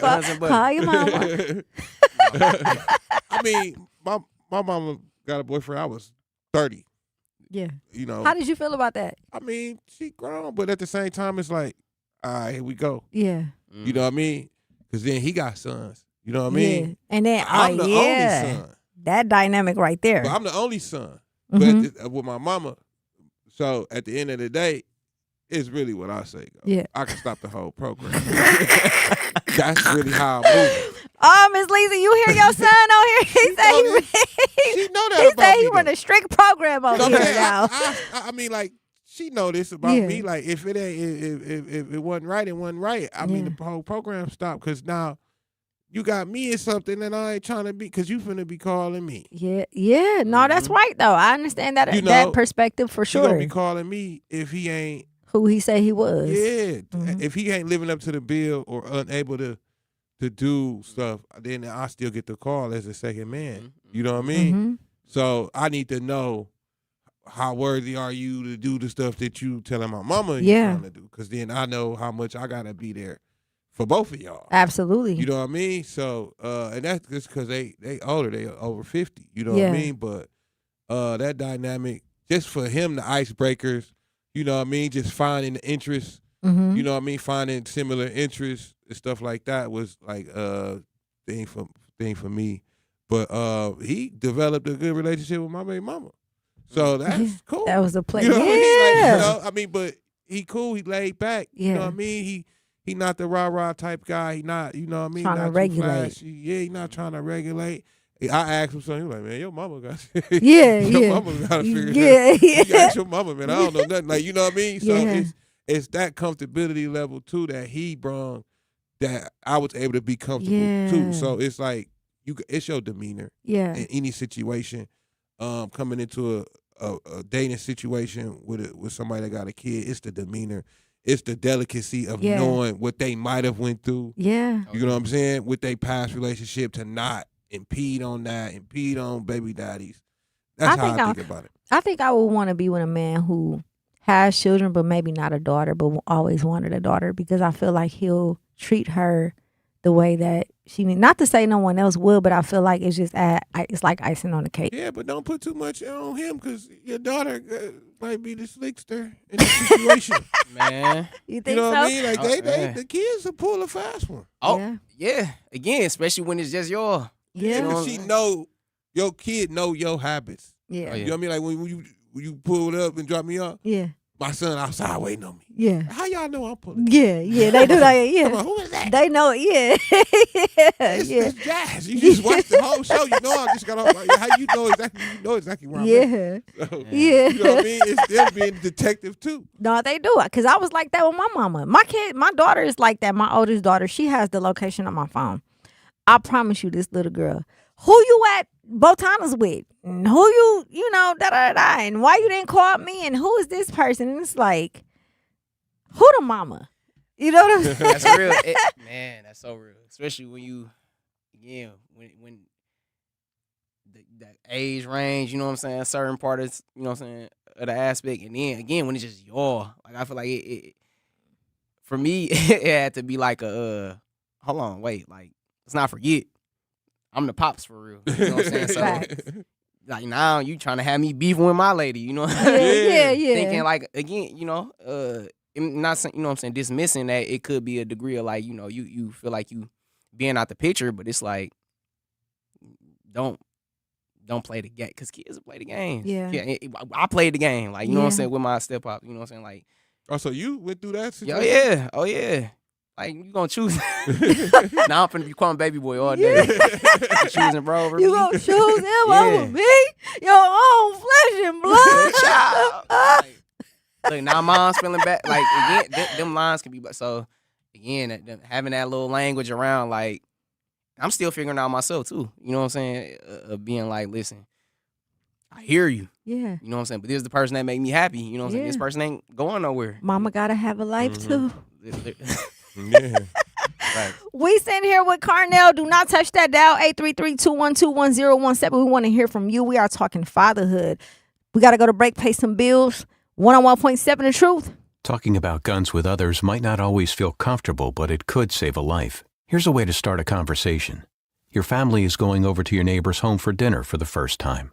How would you ask if there are any unlocked guns in the home? Hey, we're so excited for tonight. Before we come over, though, may I ask if there are any unlocked guns in your home? Our guns are stored securely, locked in a safe that the kids can't access. Awesome. Learn how to have the conversation at agreetoagree.org. Brought to you by the Ad Council. Wherever there's a need in our communities, there's a United Way. Improving lives so everyone can thrive. Where more people can gain access to health care and nutritious food for their tables. Where more community members can benefit from financial education and get connected to local resources for housing support.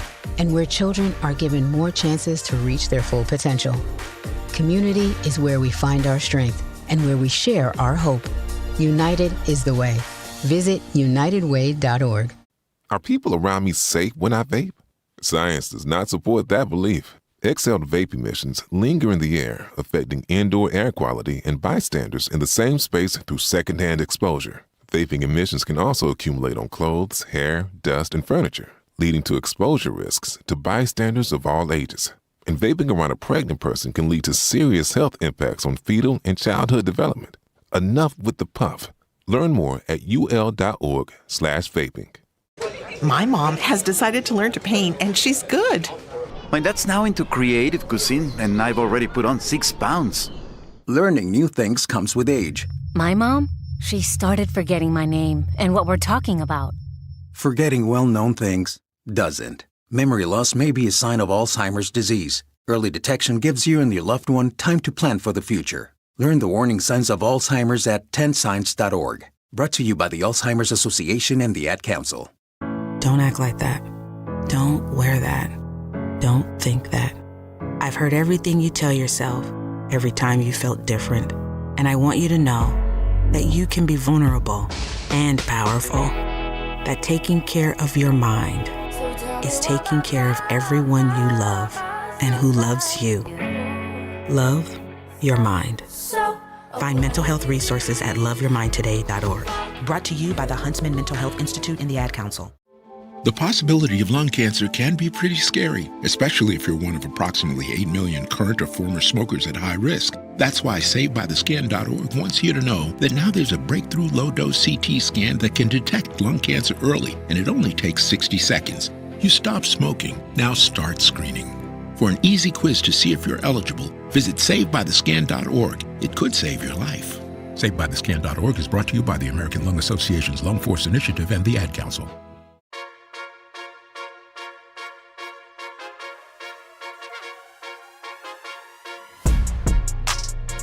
101.7 The Truth. It's your girl, Jazz Tyler, Digi Meech. We are live and direct. Who we got in the building, Meech? Carnell. Yes, indeed. Mr. Hogans. Carnell Hogans. Father's making progress. Yes. Y'all we've made progress since y'all real life. Thanks, y'all D. brought it today, okay? Y'all brought it so hard today. It was some gems that was dropped. Even I got some advice. You know what I'm saying? We're gonna have to run this back pretty soon. Yeah. You know? Too quick. Like back. Yeah. Great conversation though. Absolutely. So Carnell, what do you have going on? What projects are you working on or you have coming up? Yeah, so first and foremost, as y'all we already talked about, you know, I'm a business owner of All Roots Collective. So really it's an outcome-based service that I started last year, really where I'm just using what I went through, you know what I'm saying? Like so I took myself through some called a biopsychosocial model. So essentially changed my body, you know what I'm saying, through the food, through the fruit. So again, and then socially, you know what I'm saying, just changing my environment, put myself around those spaces I was talking about that's gonna lift me up. And then psychologically, you know what I'm saying, again, being in them spaces that's actually therapeutic, you know what I'm saying, doing that through the nature, doing that through the conversation and community, you know what I'm saying. Essentially what I'm doing with All Roots Collective is using that same model to, to provide services, you know what I'm saying, with juices, you know what I'm saying. I actually just was at the Feed the Change campaign with African American Roundtable where Shout out to Marquesa. There you go. Shout out Marquesa. The whole team for sure. And you know, they had us, you know, come out essentially and distribute like about 100 juices, you know what I'm saying? Again, knowing what that did for my healing journey, still is doing for my healing journey. Like, I was literally just having a conversation. Like, I had eczema and just through juices, hydrating myself, you know what I'm saying, and fasting. A lot of people don't know that eczema, because my daughter has it too. When I had cancer, I got into like the herbs and became vegan, and I was helping her with the herbs. But I noticed that the eczema is really from your diet. Literally, and it be surprising me still. Like, you know, I dropped all the weight that I had on me. You know what I'm saying, through the herbs. You know what I'm saying, and the whole model. You know what I'm saying, everything fit into it. But again, taking myself through that. Through my business is essentially just doing that. Just like my olive branch for real. You know what I'm saying? Giving back, whether that's through the juices, through you know, fatherhood facilitation services, whether that's through diet planning. You know what I'm saying? Again, whatever I took myself through to provide, you know, the poetry aspect of it, the creative writing aspect of it. But just building coaching. You know what I'm saying? Coaching with the guys, mentoring the guys, you know what I'm saying? So that's what I'm doing right now in building. Trying to think if I got anything coming up. I'm always, you know what I'm saying, serving the juices, you know what I'm saying? So you can reach me. I am going to be at Juneteenth. I'm going to be at Juneteenth with African American Roundtable. So, yeah, so I have something on me then. So you can see us there, of course. Just find the African American Roundtable. Or just, you know what I'm saying, hit up the site, which is allroots.collective.square.site. You can find me personally on my socials, which is under allrootscollective_.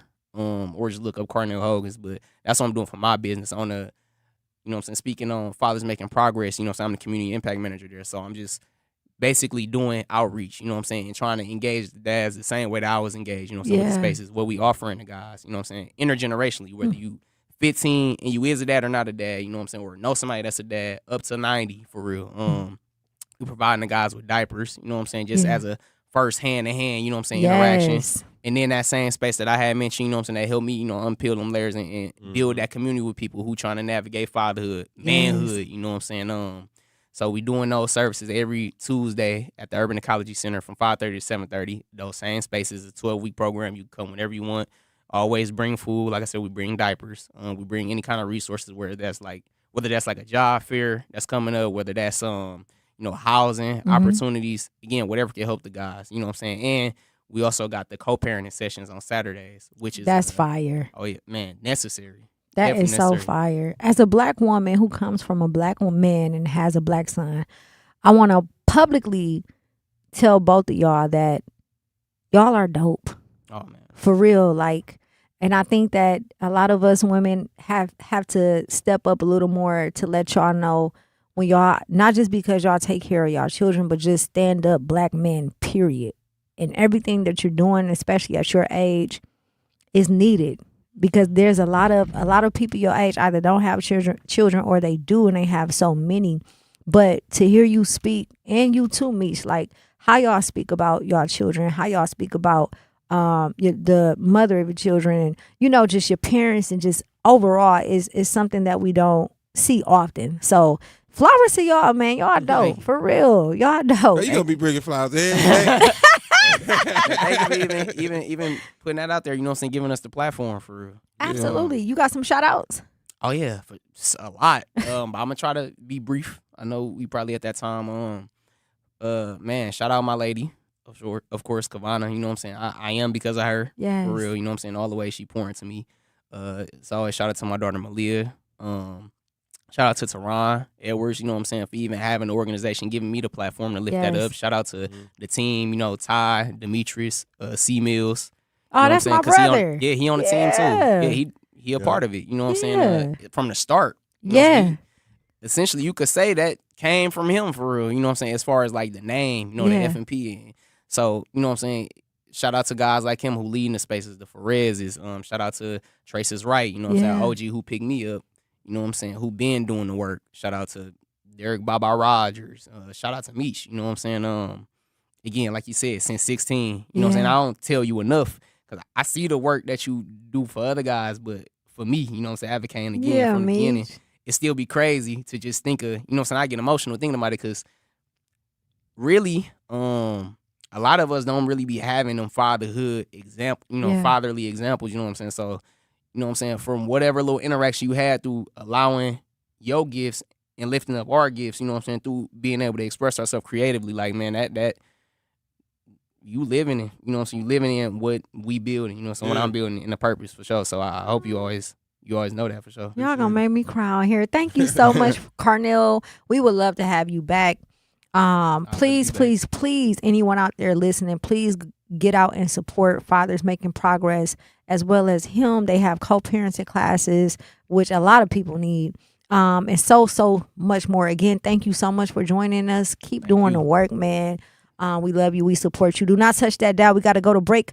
Jazzy and Meech tap in 101.7 The Truth. Summerfest brings the biggest names in live music to Milwaukee's lakefront across 3 unforgettable weekends, including performances from Ella May, Post Malone, Don Toliver, plus The Roots, Gene Dawson, Rev Run, Flo Rida, and more. Don't miss Summerfest, presented by American Family Insurance, June 18th through 20th, June 25th through 27th, and July 2nd through 4th. Get tickets now at summerfest.com. Presented by the Milwaukee County Office of Equity, the Milwaukee County Health Equity Champion Awards are back for 2026. Nominate a person or organization that's advancing equity in health, education, economic opportunity, or neighborhood well-being. New this year, the Equity in Action Youth Leadership Award to honor the incredible work of young leaders aged 13 through 18 who are making a positive impact in Milwaukee County. Submit your nomination by Friday, June 19th at county.milwaukee.gov/EC Awards. Celebrate those who are making Milwaukee County healthier and more equitable, one action at a time. Questions? Call 414-278-7979 or email equityoffice@milwaukeecountywi.gov. Reading aloud to children sharpens their listening skills, expands their vocabularies, and nurtures a lifelong love of reading. That's why Reading is Fundamental, the nation's leading children's literacy nonprofit, offers free monthly read-alouds by popular authors through its Rally to Read program. Visit rallytoread.org to watch the read-alouds and discover exciting reading activities for school and home. Visit rallytoread.org today. We asked parents who adopted teens to share their journey. When I met both of them, it was like my missing pieces were found. Like it was just like an instant, these are my kids. If you're considering adopting a teen, just do it. Kids need families. I don't care the age, everybody deserves a family. Learn about adopting a teen from foster care. Visit adoptuskids.org to learn more. A message brought to you by Adopt US Kids, the U.S. Department of Health and Human Services, and the Ad Council. Not completing high school is more of a social thing than it was an academic thing. Even though all these years have passed, I still had that longing to have my diploma. At age 30, Carissa finished her high school diploma. If you're even considering getting your high school diploma, you can do it. No one gets a diploma alone.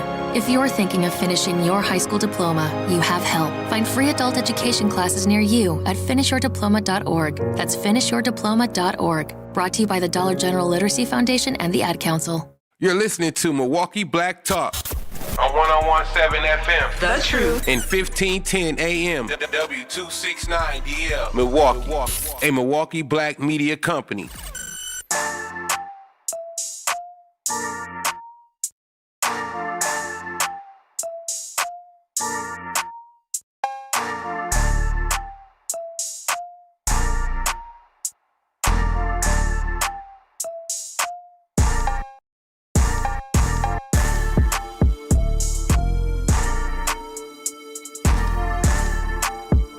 One on 1.7 The Truth. It's your girl Jazz Tyler.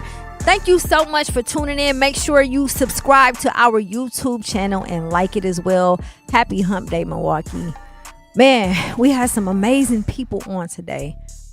Legendary Chad Roper, also Carnell, aka Marcus Hogans from Fathers Making Progress. Beautiful conversation today.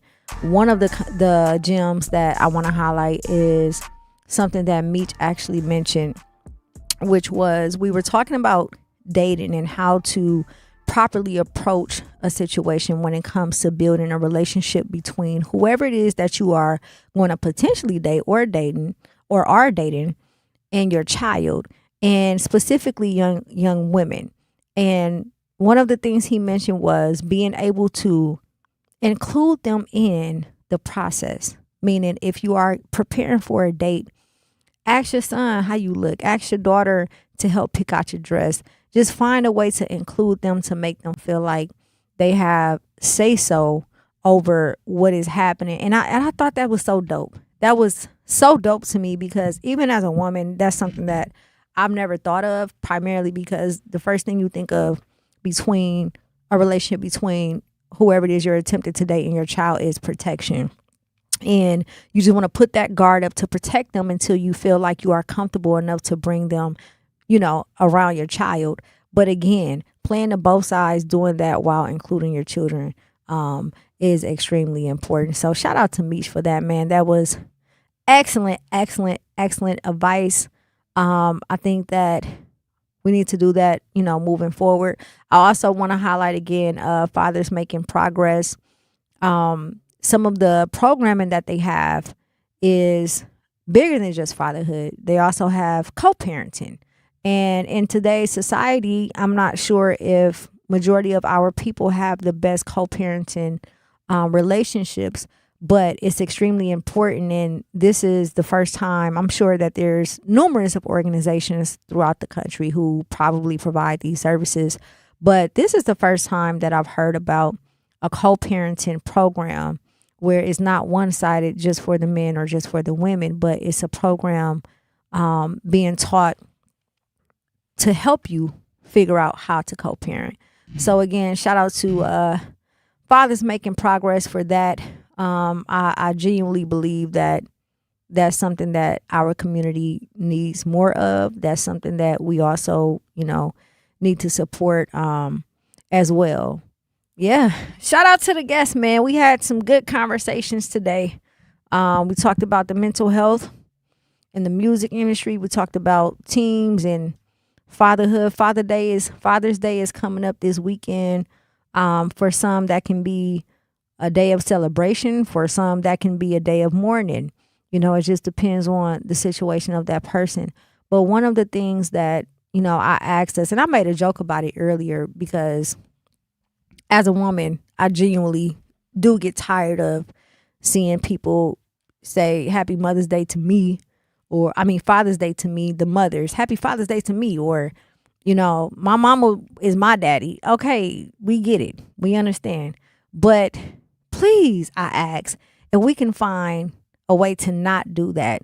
To Mech's point earlier, we never ever see on Mother's Day the single dads saying I'm the mother, or whatever the case may be, or because the mother isn't around. I think that instead of focusing on things that a specific group of people have put in place to assure that we didn't have fathers in the household, they're entertained by things like that. I think instead of focusing on that, we need to focus on the work that fathers are doing, not just fathers who have children, but stepfathers, fathers of the community. Let's just find a way to make sure that we are uplifting those who are actually doing the work, not the people that you feel bitter about and put on child support because he cheated on you or he broke up with you. If that man take care of his kids, honor that man. If that man is a great father, honor that man. For once, let's leave ourselves out of it, and this is coming from a woman. A lot of times we are very subjective and we be emotional with it. And I know every situation is different. There are a lot of people who fathers working around, a lot of mothers who sacrifice so much, but I'm almost positive too, when you made that decision to lay down with that man, that you knew what it was and you knew that there was a possibility that he wasn't going to be there. So when you get online and you get to saying, oh, I'm the daddy, da. You knew what it was from the beginning. More than likely you did, and now you want to play the victim. Let these men have their day. It's a day of celebration, for the real father. So to those who are fathers, happy early Father's Day. We love to see you down at Juneteenth as well. I honestly miss, I don't know if it's happening anymore, but I do remember that we used to have picnics at Sherman Park on Father's Day. And it used to go down. And I haven't seen the picnics at Sherman Park on Father's Day in so many years. And I really, really wish that somebody would bring that back. It was an amazing event. The old school cars, the grill going, the games. Let's bring back the Father's Day picnic at Sherman Park, man. For real. That was very monumental in our city. And I think that our city needs to, we need to uplift the men right now. For real. You remember those picnics, Meech? Yeah, I remember. Going down. I mean, at Sherman? Yes. Yes, love them. Going down. I mean, anytime I just told the kid I was telling you about that was looking for the job. I just told him anytime you see tents posted up, a bunch of stuff going on at Sherman. Yeah. Go. Yeah. Absolutely. Because that's where the resources and stuff. That's your chance. Yep. They could be given on the field. I mean, on the spot interviews. Yep. Anything. But yeah, the cars lined up. Police out there, they doing their thing. It's all love. You know what I mean? That's just the vibe you want on Father's Day. Absolutely. We don't want the bitter baby mama vibe. Okay. Mm-hmm. As I said just not too long ago, I'm sure you knew before you had a child with this man that he was not the person you should have had a child with. I'm almost positive. Nowadays, I don't think that's what they. I think you don't think so? No, because I mean, I think so. My experiences wasn't like they knew, but it's more so like what they wanted. But there is, this is the thing. This is the reason like why I'm they didn't care they was that. having a child with me. Mm-hmm. It's about that if they was having a child type thing. You know what I'm saying? Like they wanted the child whether it was me or not. Like they just wanted the child, and then child come. They want me to be there more than what they thought they wanted me to be there. That's not fair. Exactly. But I'm there more than they thought I was going to be there because that's what I wanted to do. But I'm speaking for the women who like to ride the roller coasters of red flags. I know so many situations where they know from the beginning that he either gonna tell you he don't want no baby or he gonna show you. Mm-hmm. And you still choose to have a child by him and then call him a deadbeat. He was a deadbeat before you even got pregnant. He told you what it was. Right. Like, come on, man. I mean, I think they just resort to that because they think that's what you're supposed to call a man. Yeah. But I think that's what you're supposed to call a man if you feel like he not taking care of the kid. You're supposed to call him that. So let me ask you this then. If you're in a situation where you don't want a child, y'all not in a relationship, y'all just having, sneaky links, no commitments, and she ends up pregnant, and she knows you don't want any children, will you be wrong for not taking care of that child? Or not want anything to do with her? It all depends on your beliefs and your morals and values. Like what we was talking earlier, like I couldn't live with that conviction. Yeah. Like I'm despite of the regardless. relationship you got with her. These my kids. Yeah. Yeah. It's me. I don't want to grow old and have a young man trying to get at me for not being in his life when he feel like I should have been. Mm-hmm. I'm gonna be there regardless, and you gonna love me for that. Yeah. That's how I want to grow old with my kids. That's the right. story I want. I don't want to be like, well, your mom. I don't want to have excuses. I don't want to even have that type of energy as I'm old. Yeah. Like, I don't even want to have that type of energy now. Like, you know what I mean? But you get it from other people that'll make you step out the box. You know what I mean? Yep. You get with your baby mama. You have to argue with your baby mama sometimes just to get them to understand what they doing wrong. Mm-hmm. And try at the same time, I used to be like, the stuff we're going through allows me to be a better father. Absolutely. Regardless if I'm right or wrong, I'm going to still come out a better father after this. Yep. You know what I mean? So I'm here for the whole growth process. Yeah. I don't think women be willing to go through that. They don't. We are very subjective, especially when it comes to situations dealing with men that we have children by. A lot of times when we allow our emotions to overpower our logic, then it becomes how we feel. It has nothing to do with the child. It's all based on what's good for us, what makes the most sense for us, when it really should be what makes the most sense for the child, which goes back to what I was saying. Like, if you know somebody don't want to have a child with you, why would you bring that child in this world and deprive them of having 100% fatherhood from that person. First off, we starting at the court office. For one, real. somebody else deciding what we finna do before the baby really even get to walking or talking or. Absolutely. Like, so you finna let somebody else already into this. Like, that be the woman's thing. Yeah. That's not nothing, man. We have to go to court eventually or take the woman to court eventually because of the situation. But our initial thing is not to go to court and have somebody in our business. Facts. Taking away from what I got. I'm paying for this without deciding what I'm paying for. And women better stop doing that because I'm seeing more situations now, especially how they say, normally they say, oh, it's a woman's state. Well, I've been seeing a lot of situations where the state have been placing the children with the father. You better say it. You better listen. Shout out to the chat. Anita said, everyone held responsible. If a man don't want kids and don't want the responsibility, that doesn't elevate the man. That is a fact. We be right back. We got a special guest in the building. Do not touch that dial. 101.7 The Truth. Life's better with American Family Insurance because we know you love working weekends. If it means working on your dream home, both inside and out.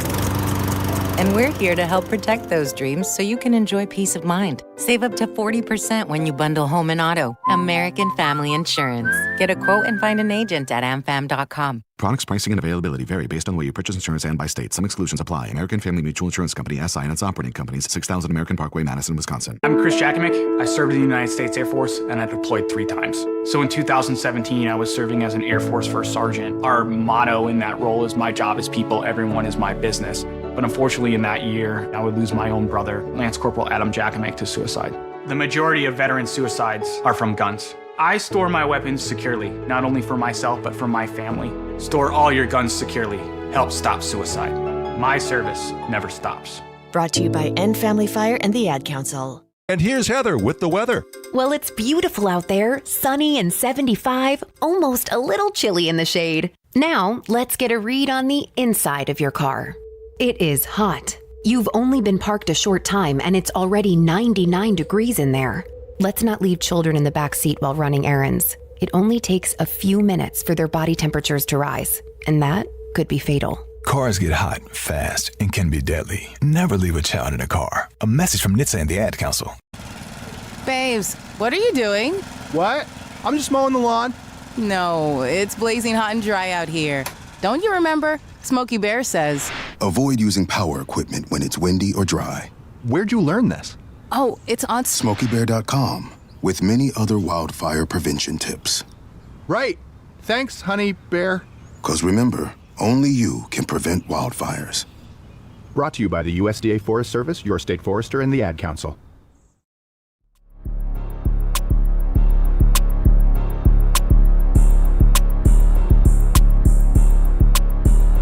101.7 The Truth. It's your girl Jazz Tyler Digi Meech. We are live and direct at the American Family Insurance Studio in the beautiful heart of downtown Milwaukee. Meech, we got a special guest in the building. Yeah, before we get to the guest, we're going to get to the chat. You know, because Anita always on your side for some reason. I mean, I'm logical.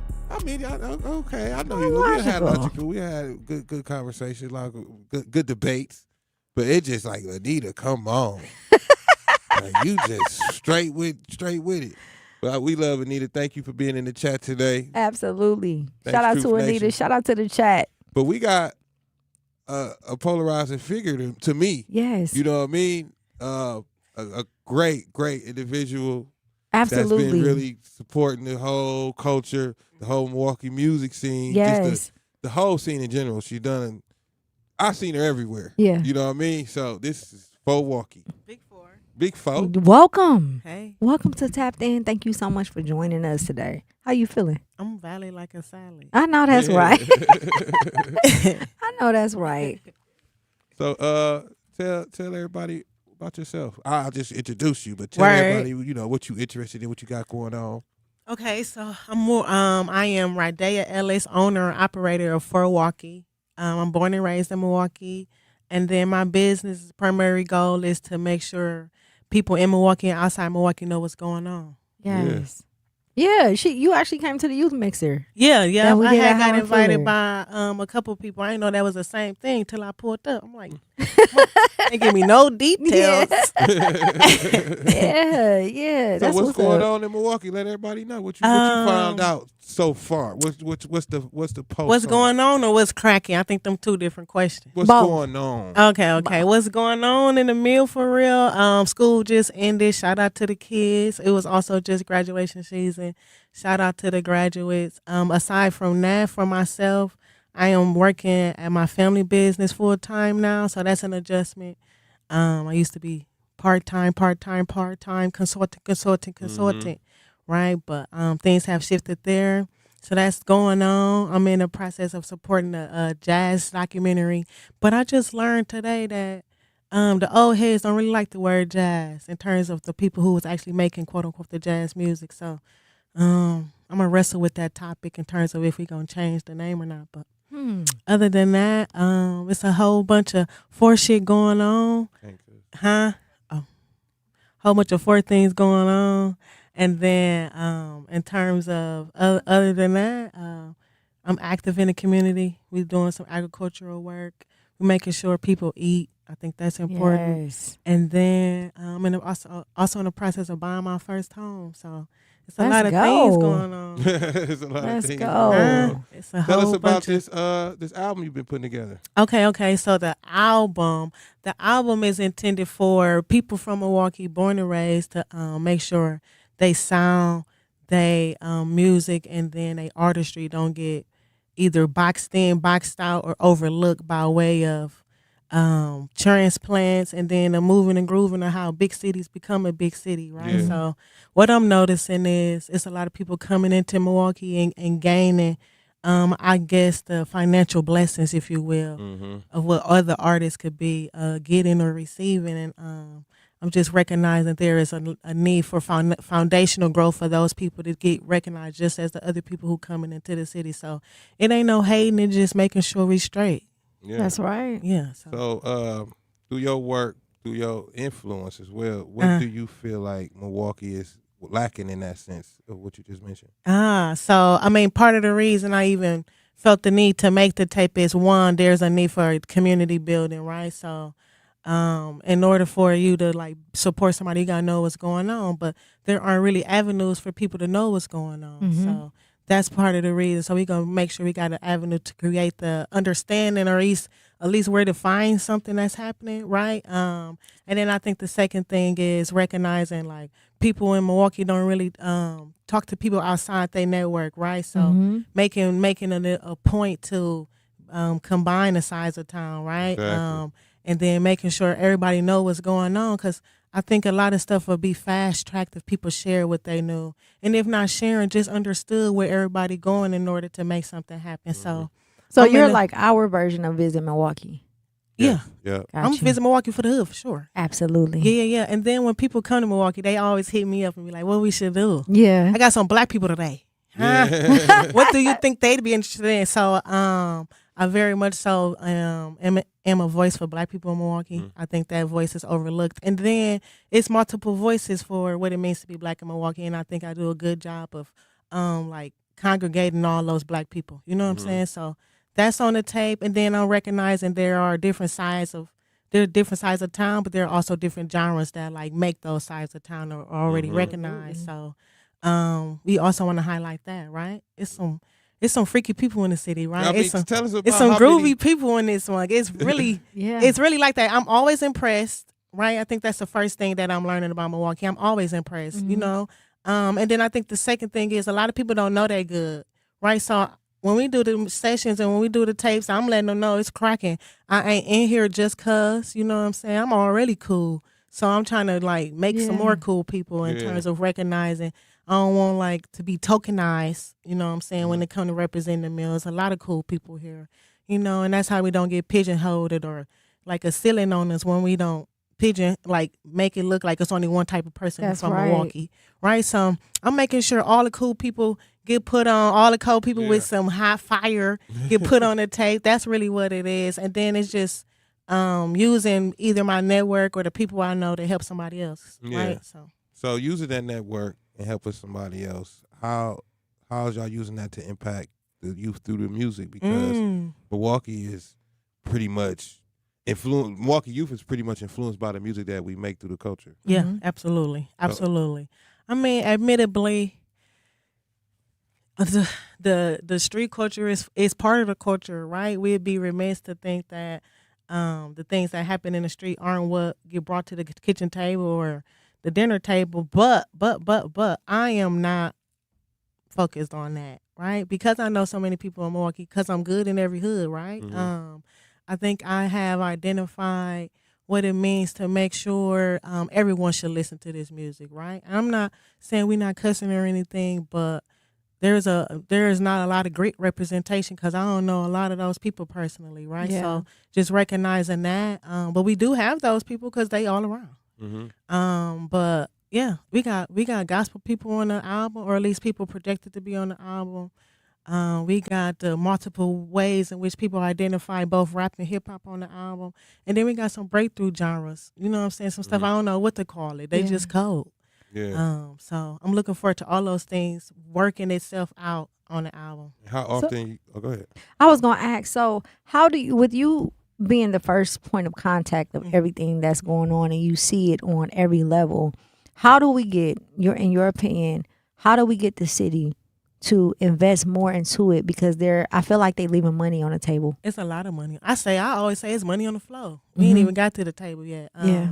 So I think the first thing is just not hating, but I think the hating part is not overlooking somebody, right? No. When I say city, I mean the actual city. Yeah, so the city of Milwaukee. And I'm speaking to that for real, right? So and we ain't got a name drop, but there are certain organizations that only want to quote unquote like want to pump up or highlight one certain town or one side of town, or you know what I'm saying, let's say something trendy, they want to hop on that bandwagon. But there's no one really taking a risk as to what it means to create a bandwagon, right? There's no one really taking a risk to be like, oh, this is the next star, right? So that's the bag right there. It's literally like creating some type of foundation for the artists in Milwaukee to jump off of, right? And for the artists that leave Milwaukee to feel like they can return without needing the red tape or needing to know somebody, or like, dang, I'm from here. Why is it so hard for me to come back, right? So those are the things. It's just I think it's a lot of respect that comes to recognizing like these little kids we got right now could very much so be X, Y, and Z. Right, so what was in place for them to do it right now, to try it out, right, to like test the theory, right, you know what I'm saying, to mess up once or twice, you know what I'm saying, to figure it out, right? There's no space for that, and I feel as if that's what the city could provide, space for learning in that space, learning what it means to be an artist, learning what it means to get your money off artists alone, right? And even like applying that theory to see if it's feasible. Hate for people to get to 30 and be like, dang, I should never did this. Yeah, absolutely. You know what I'm saying? Like you could have been hit your head at 18 and figured it out, right? Yep. So just some support for the dreams, right? Like a lot of people don't actually we talking dreams earlier. A lot of people don't even want to do this for real, but they want to say they did it, and there is no avenue just to say you did it. You know what I'm saying? It's got to be like full gone. You want to be Beyonce or no, right? So like, what is that about? So absolutely, I'm looking. Because my thing is, let's document and let's own everything we doing. Yeah, you know what I mean? Because it's hard to like we went through every era. And it's hard to say what happened. Like we were saying earlier, the child, it's hard to say what happened or what you did. And it's, these interviews, these conversations, and these platforms be the only way we get to put it out there. Yeah, you go to YouTube. Yeah, you could go to somebody's Instagram page and scroll all the way down and try to see what happened. Right. But how is we able to keep track of what we doing? Yeah, I'm very intentional about that. I think this is like a key point in making sure somebody knew what was going on. Very intentional. On my Instagram, I say I'm a historian because I know once I get to a certain post number on my page, I'm done posting. Right? Like anything else, just gonna have to tag me in terms of recognizing like this is a moment in time that I want to either cherish or keep that way. And then just also recognizing like Instagram can't be something I own. So then it's going to be like a whole campaign moving my quote-unquote followers to the website. a whole campaign of moving my fellow quote unquote followers to a main event that anybody and everybody can come to for Milwaukee, right? So that's my ultimate goal in terms of like chronologically documenting what it is, having somebody even be able to be like, oh, I seen when you started this, right? I think that's important, what you're saying. But I'm also tight on what I actually share. Me too. Yeah. But, I mean, it ain't about sharing. It's just about, in a whole, to me, like, how can we tell our history if you ain't a part of it? Facts. You know what I mean? If we wasn't a part of it, what we watching to see the history of Milwaukee? Like, where we going? Like, who we, not even just who we asking. Like, you can ask people that's a part of it, but it's like, where do we go? We know Atlanta history more than ours. That's right. Who? I'm just saying. A lot of artists. As a Milwaukee. But as a whole, too, yeah, though. I feel the same way you feel. Like, I know it. But I'm saying, like, in a sense, like, we know Atlanta history more than ours. You know what I mean? Because we don't have as much history or we don't have as much success. You know what I mean? Either way, I feel I know Atlanta's more than Milwaukee because they putting it out there like that. They creating the stories. They making the stories bigger. They made the producers bigger by telling their stories. They made everybody bigger to us. Yeah. We don't do that for each other. We got to go to break to pay some bills. Do not touch that dial. 101.7 The Truth. The performing arts do more than entertain. They bring the community together. From live performances and arts education to free community events, UPath helps support the organizations that keep southeastern Wisconsin vibrant. But it only happens because of people like you. Every gift helps keep the arts accessible and inspiring for the entire community. Join thousands of supporters and give today at upaf.org. UPath. One gift, regional impact. Freedom has a history. Come experience it. Visit the Milton House Museum, Wisconsin's only certified Underground Railroad site open to the public. Tour the historic 1844 Inn, step down into the cellar, and walk through the underground tunnel in the footsteps of freedom seekers who risked everything on their journey to liberty. Hear powerful stories of courage, sacrifice, hope, and determination, and discover Wisconsin's connection to the Underground Railroad and the fight for freedom. Guided tours of the Milton House are available Tuesday through Sunday through Labor Day weekend. Learn more at miltonhouse.org. You can't buy a best friend. You can love them, walk them, pet them, and care for them, whether they want you to or not. You can take a picture or 50. You can fly to the moon, travel the world, or just stay in bed. You can't buy a best friend like that, but you can adopt one. There are millions of pets waiting for a best friend just like you. Help us save them all at bestfriends.org. Talking about guns with others might not always feel comfortable, but it could save a life. Here's a way to start a conversation. Your family is going over to your neighbor's home for dinner for the first time. How would you ask if there are any unlocked guns in the home? Hey, we're so excited for tonight. Before we come over, though, may I ask if there are any unlocked guns in your home? Our guns are stored securely, locked in a safe that the kids can't access. Awesome. Learn how to have the conversation at agreetoagree.org. Brought to you by the Ad Council. Wherever there's a need in our communities, there's a United Way, improving lives so everyone can thrive. Where more people can gain access to healthcare and nutritious food for their tables. Where more community members can benefit from financial education and get connected to local resources for housing support. And where children are given more chances to reach their full potential.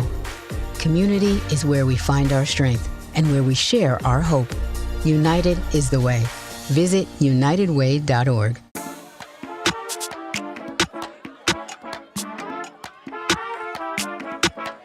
One on 1.7 The Truth. It's your girl Jazz Tyler Digi Meech. We are live and direct in the heart of downtown Milwaukee at the beautiful 3rd Street Market Hall. Meech, what's the word? What's the word? Talking Milwaukee history right now, Milwaukee music with the polarizing 4waukee. We in the making of history for sure.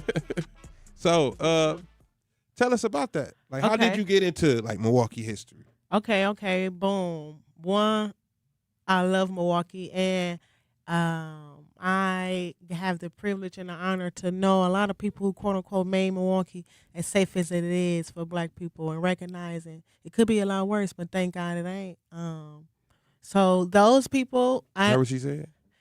What? As safe as it is for black people. Yeah. It could, man. Because I don't think people recognize the resources we have in terms of like the insulation for a person not to die. But yeah, so I knew those people. Those people have long gone home. And they just inspire me to make sure I either add to history or know a lot more people just like them. So that's why I am big on history, because you can get finessed, right? Thinking Milwaukee ain't on anything if you listen to what's currently being portrayed. But that is an act of propaganda to circumvent the past narrative of Milwaukee glory, right? To circumvent the past narrative of Milwaukee leadership, right? To circumvent the past narrative of Milwaukee excellence. So that's why I know the history of Milwaukee, is to make sure we don't forget that we ain't being targeted just because. It's to make sure that I got enough arsenal in case somebody try to talk about it, that I can dig deep into the treasure chest about the accolades and why Milwaukee is the #1 city in the state, right? Why the GDP is relying on us, right? And so that's why I know the history of Milwaukee, and then I value the history of Milwaukee because it informs the present and then the future. So that's really what it is. So what part of the town you from? I'm off the west side for shit. I mean, for sure. West side, baby. Trey 7 all day. She said the west side. At first, you didn't used to be a west side. It was always a west side. Don't let them finesse you. Don't let them get you like that. It was always a west side, my baby. No, it was always a side of town. It has always been 4 sides of town, right? But the gentrification, and the suburbs and the county separating, going from one city to like how many little towns is it? Like 7 or 9 villages. Yeah, so that's all a ploy for you to not recognize where you at. But I'm off the west side for sure. Okay, we got 4waukee in the building. 833-212-1017. Truth Nation, want to hear your words. What? Okay, I got one question. All right. Milwaukee then or Milwaukee now? Ooh. What's the time frame for Milwaukee then or now? then or Milwaukee now?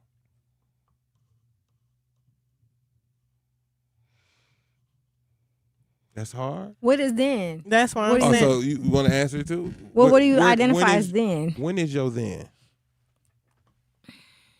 Like when you think, when I said it, when I said then, like what's the first then that popped in your head? Like how far did you go back? My first then popped up in my head was Burla Street Glory, when everybody on Burla had furs and stuff like that. So Burla then or Burla, Milwaukee then, Milwaukee now. And if that's the case, for that to be the first thing that popped into my head, I'm gonna go then, not now.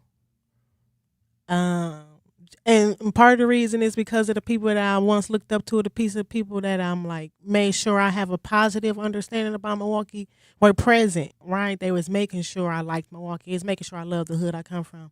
It's making sure I don't have anything bad to say because this is where I'm at. You talking bad about yourself, right? So those are the things that I was taught and I was demonstrated to do. So then... But right now, I feel as if I'm in a position to do what they was doing. So it's like, that's why I had the apprehension. And right now, I know a lot of people doing what they was doing, right? So I also have the influence there. Well, compared to where before, I'm just having it happen to me. You know what I'm saying? I'm a kid, or I'm just experiencing it the first time because it's our life right now. So, no.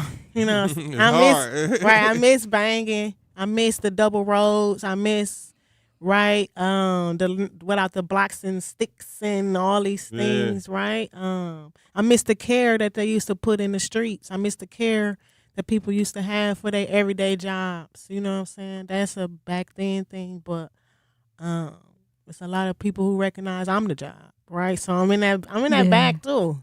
So I don't know. So for you, Jazz, Milwaukee then, Milwaukee now. Then I know 92 through 2010. See, 92. 1992 through 2010. See, I'm 93, baby. So I'm 80. Yeah, I'm 87. But I'm 2011. I love Milwaukee then, but Milwaukee now. I'm more Milwaukee now. I'm gonna always be biased because it's no matter how much good is happening now, the state of our community is nowhere near what it used to be during those times. And it's not, I'm not gonna say it's strictly because of certain things, but it is. There was a different generation present. The grandmothers in the household, the older relatives who come from the South, they have a certain structure and tradition. There was like when comfortability. No, I'm not. Let me explain. Like when Mike was up here yesterday, our families are 4 generations in off of Burla. I don't even see people who have families who are 4 generations in anymore. Like he said, it's like a disbursement. Families don't hang out. Community don't hang out as much. You can, at 8 years old, I could ride my bike to Columbia or the corner store at Lincoln, and my mom ain't got to worry about if I'm going to get hit by a car, or I can stay outside and go play and not worry about if I'm going to get kidnapped. You know what I'm saying? Yeah, I know.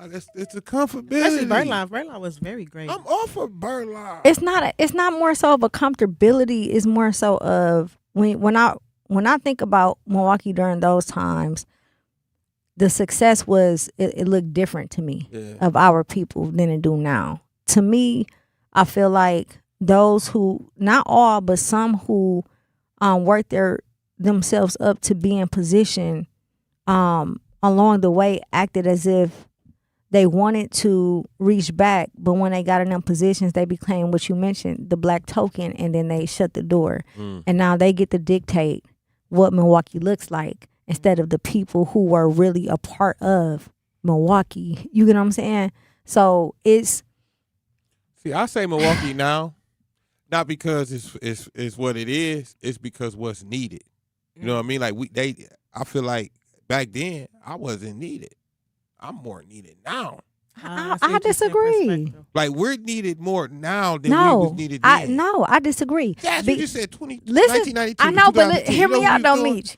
We were needed then. You know why? Because if we did not do what we have done, none of this would be here. All these things matter. Yeah. None of this. That's why I say back then matters more, because who's gonna pave the way? Who's gonna put in the work? Who's going to take the sacrifices and risks so that the city can be the way that it is now? There is no, like, I wouldn't, if I could do it all over again, I would, because again, we didn't have the blueprint. A lot of us didn't, but it still matters. It's always going to be then versus now. I'm going now because I feel like then it was like you explained a lot of stuff that was just comfortable. You know what I mean? Like just like, okay, it was as it was. You so used to it going on. It felt good. Now it's a little bit uncomfortable.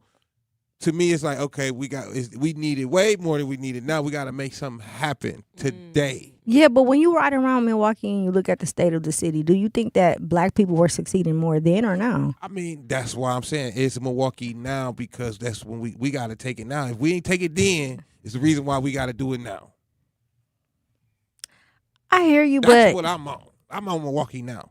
What you think? I'm on Milwaukee remix. That part. I ain't gonna hold you. I mean, Milwaukee now is cool, but you know, it's no issue. I love to see where we are, but I feel like we still have a lot of work to do, because we're bringing something new. Mm-hmm. Like we're revolutionizing the city. Mm-hmm. We're doing things that no one has heard of, that these people that run these offices are scared of, because they have their idea of what Milwaukee should be, and we have our idea of what it should be, because we come from this Milwaukee, not the other Milwaukee. Ooh, I was just about to go there. I was going to go there and recognize, and I'll argue that there's a conflict on the old Milwaukee and the new Milwaukee in terms of it not progressing. Yeah. Right? In terms of there being an obvious fragment in terms of when you can tell a new Milwaukee versus an old. because there is obviously new players in Milwaukee, Mm-hmm. right? So it's a lot of new people who ain't even from here who don't have the lead in their blood. You hear me? They ain't got the.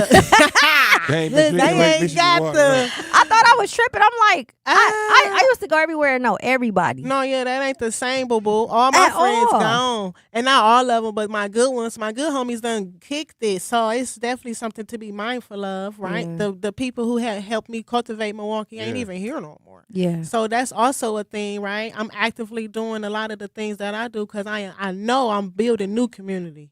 Yeah. Right, I'm not kicking it with the people I went to grade school with, high school with. Yeah. These are new adults, right? We are also new people as adults. Yeah. So all of those things I'm definitely putting into play. And I'll argue that there is a misalignment.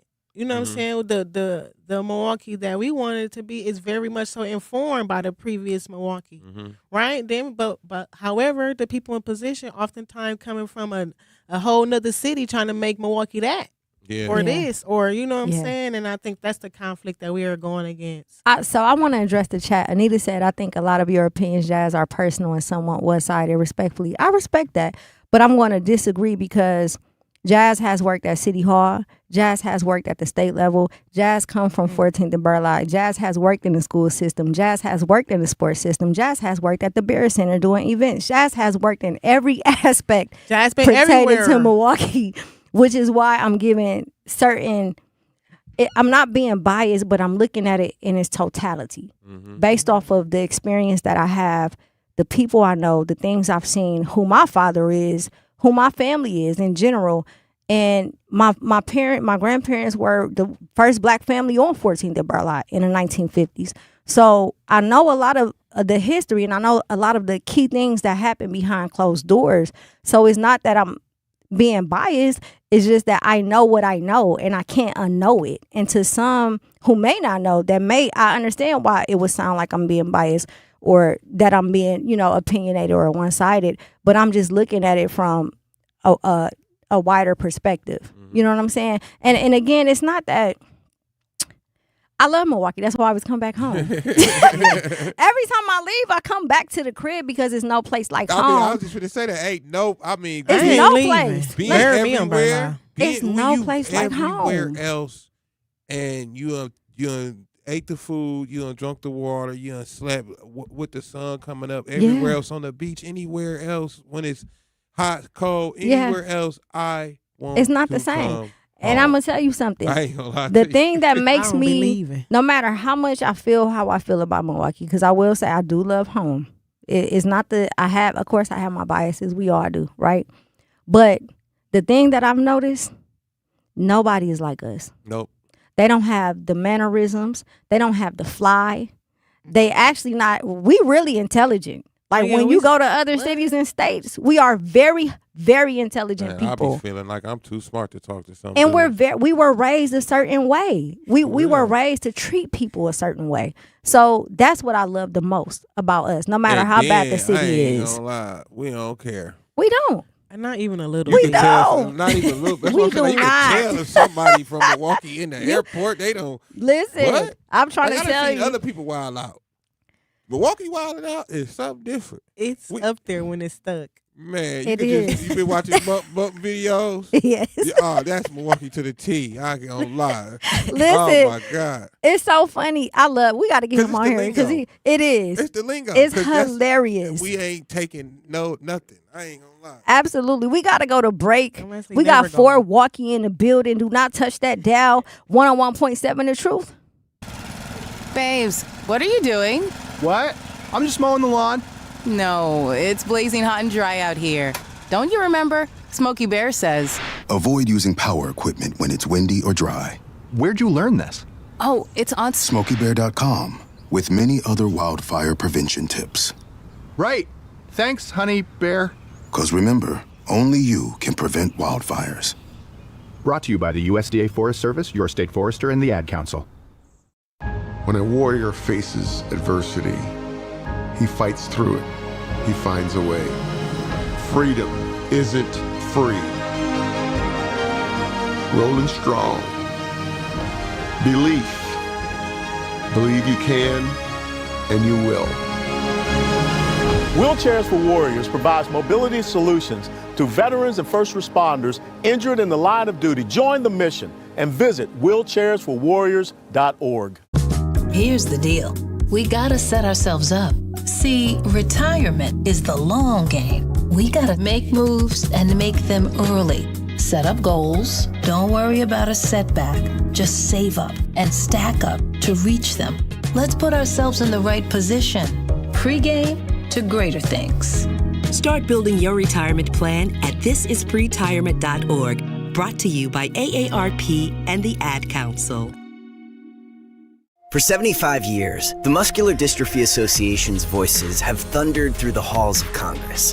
For 75 years, we've willed the impossible into existence. For 75 years, the MDA community has pushed the science, shifted the narrative, and established the field of neuromuscular medicine. And until that day, when this is all a thing of the past, you couldn't stop us if you tried.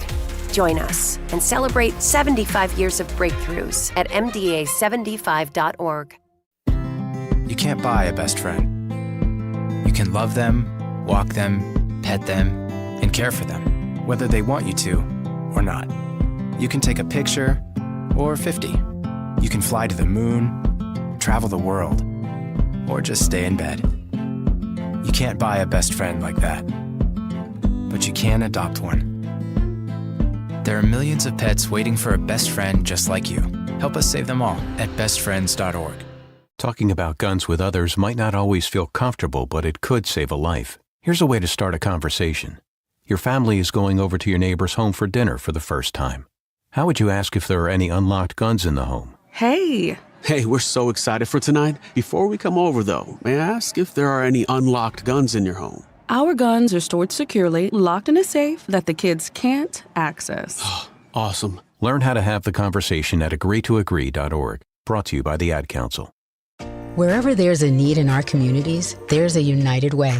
Improving lives so everyone can thrive. Where more people can gain access to healthcare and nutritious food for their tables. Where more community members can benefit from financial education and get connected to local resources for housing support. And where children are given more chances to reach their full potential. Community is where we find our strength and where we share our hope. United is the way. Visit unitedway.org. 101.7 The Truth. It's your girl Jazz Tyler Digimich. We are live and direct. Do not forget to subscribe and like our YouTube channel. Shout out to all the listeners in the chat. Anita, it's all love always. Shout out to everybody who consistently join us. Make sure you are tapping in Monday through Friday, 4 p.m. to 7 p.m. We got a special guest in the building, 4waukee Meech. What we talking? I mean, we talking. You know, we gonna talk now. It's hump day. It's hump day. I'm ready to get over that hump. We made it, so I'm gonna talk now because the last couple of days is Juneteenth Friday, Father's Day. You know, it's going on this weekend. It's actually cracking. I might have to stay in the city this weekend. No, you need to. It's going downtown. It's going down. She in a parade. Like, what you mean stay? I was leaving Saturday though. But what? Myron got a show in Detroit. Oh, okay. Shout out to Myron. Shout out to the love. Bye. No, yeah. No, I might have to. It's going down. Summerfest starting. I know. Summerfest Don going Toliver down. here. Next week. Don Toliver here too. Yeah. So. Yeah. Did you got them tickets yet? Nah. Yeah. No, we actually getting some. Yeah. You want to eat? So. Yeah. Bye. No, I'm staying. I need a piece on that, man. She said I need parts. No, I'm staying. I'm staying. Get Jazz ticket. I'm staying. I'm staying. 4waukee, go ahead and tell us what you go ahead and promote your stuff. Let us know what you got going on. All right. Get up out of here. Okay. So boom. The 4 tape is active. We live, ready, and direct. The objective of the 4 tape is make sure you from Milwaukee. If I gotta ask you where your grandma and them at, I will. It's a whole bunch of. I wish I would win here. Wish I go here, but you can't. The table already built for the residents in Milwaukee, and recognizing our sound don't get drowned out, and our understanding of what we got here don't get sauced Culture, out, yeah. right? Like we don't need nobody trying to dilute what we already had going on. And for that reason and for that opportunity, we looking for all of the people who are cold in any genre. Any genre meaning you done made up a genre. We'd love to have you. So yeah, our sessions, we done had 5 sessions so far. The last session was our first recording session. Mm-hmm. And moving forward, we will have all recording sessions. Okay. The recording sessions may coincide with a writing session, or the recording session may coincide with a learning session. Yeah, so y'all picked all the beats already. Yeah, we got a. I'm just saying, like, we got a that's file. If it was in real life, it'd be a nice little thick stack of beats, huh? Yeah. We got over 100 beats. We got over 8 producers represented so far on the tape. Let's go. It's very cracking. I'm not gonna hold you. And then we got the people in their basement who ain't popped out yet. That's what I'm saying. What? We also going to people's basements and recognizing like some sounds only grow where they at. Yeah. Yes. Right, and we're respecting that in Ooh, order I to love cultivate that. the actual sounds of People Milwaukee. used to be like, bro, come to the studio. Come to I'm the like, studio. bro, That's not real. You gotta come And to then me. it's, you know but how you we go. always been that way though, Meech. Come on, look. Also, For Meech real. recognize. You gotta come to me. Yeah. Meech recognize. Also, it's Yeah. like, I'm hot. I can't leave this mug. Yeah. I'm hot a couple ways. Yeah. I can't leave. Yeah. I wouldn't. Oh yeah, for sure that way. Yeah. You hear me? You So know, some I'm people can't gonna move, some people respect don't. that. I'm gonna House respect arrest, that, stuff like that. and I honor that. You know what I'm saying? Recognize you got your own little feng shui going on. Yeah. Can't take your shoes off in other people's stuff. Like all these things I'm mindful of. I've Yeah. been working with artists for so long. Yeah. You know what I'm saying? I've been great, I've been though. managing artists for so long. You know what I'm saying? So all of these things I've taken heed to, and I'm putting it into practice for the tape, right? So the writing sessions will only happen if you come into the recording session and recognizing, like, I've been paying for a lot of space and a lot of time, and when it come down to finalizing the tape, that money gonna need to go somewhere else. So I'm being mindful of that. Yeah, you know we gonna pull up on you, but I also be coming with like 20 people. You know what I'm saying? People houses can't handle 20 people in the basement. Recognizing that, so I've been mindful of these things, and I also make sure after this first session, we're going to make sure we're ready to go. Yeah. You know what I'm saying? So if it's a writing session, I'm assuming you haven't written anything, or you still need to pick a beat compared to, we finna do an 1.5-hour session, and then that's it. I love that. I got one question, though. Remember our sessions, man? Like back, like 808 Real, Biz, Yeah. Meech, everybody. Like it's. Cracking. Oh Yeah. my gosh, that's a feeling. Original Swag Boy. Yes. But I was gonna say, what y'all got planned for post production? Y'all gonna get Meech on there? You knew that. We going to get anybody who cold on there. Actually, I don't want no funny I'm talking about like business. far as mixing and Yeah. stuff like that. Yep. mastering. So we have an in-house engineer. Shout out to that guy, Eli. Oh, Eli. Yeah. Shout out to my boy Eli. Yeah, he knows. so. Man, come on, E. He knows what to do, but also he recognized that it's a big feat, so I'm sure he'll ask for help, and I will too, making sure it get done fast. Listen, I gotta shout out the trap, man. The chat cutting up. What they saying? But Bar said, I already got my FUBU fit laid out for this Friday with the pair of all white G-Unit shoes. Not the G-Units. They did just redrop those. See, I used to rock the G-Unit boots. Good boot. I knew you was fly. I used to them things, but he said FUBU fit with the G. Okay. I owe this. Thanks, Bad Barbie Father's Day. To all the fathers out there, we will be rocking. Y'all want to come to the barbecue on Sunday? Just, Where the barbecue find at? me at my crib, 44th and Burleigh. We gotta get them to put it back in Sherman Y'all Park. see We gotta get them to coming do. from the grill. Where It's Homer me. Blow at? Homer Blow. He We at the house need it. too. We need the Father's Day picnic back at Sherman Park every Father's Day. Thought he got something going on though. That was his birthday party. Yeah. He has the birthday bash for the children in June. Yeah. Shout out to that. Good book bag. Yeah. Good backpacks, good meals. But I can't wait to hear what y'all got. If when it's done, let me put my ears to it. Yeah, we're gonna have a whole listening session because I don't want to embarrass anyone nor myself, right? So that's also gonna be like have a curation session. Yeah. Oh, look at the language. We learning new words right now. Before the listening session, because the listening session is for the public. The curation session is to make sure we know what they listening to. Absolutely. No, but just curating order. Stuff like that. Like you got some quick shout outs? Shout out Milwaukee. Shout out my mama. Shout out my daddy. I wish you was here. Shout out to 4waukee. Shout out to my artist who just dropped the EP. And shout out to anybody who love me. Absolutely. Thank y'all so much for tuning in. We will be back tomorrow 4 p.m. to 7 p.m. Shout out to all of our guests, Chad Roper, Marcus Hogans, 4waukee. It was going down today. Catch us at Juneteenth. Yes, indeed. Have a safe evening, Milwaukee. We love y'all. Peace.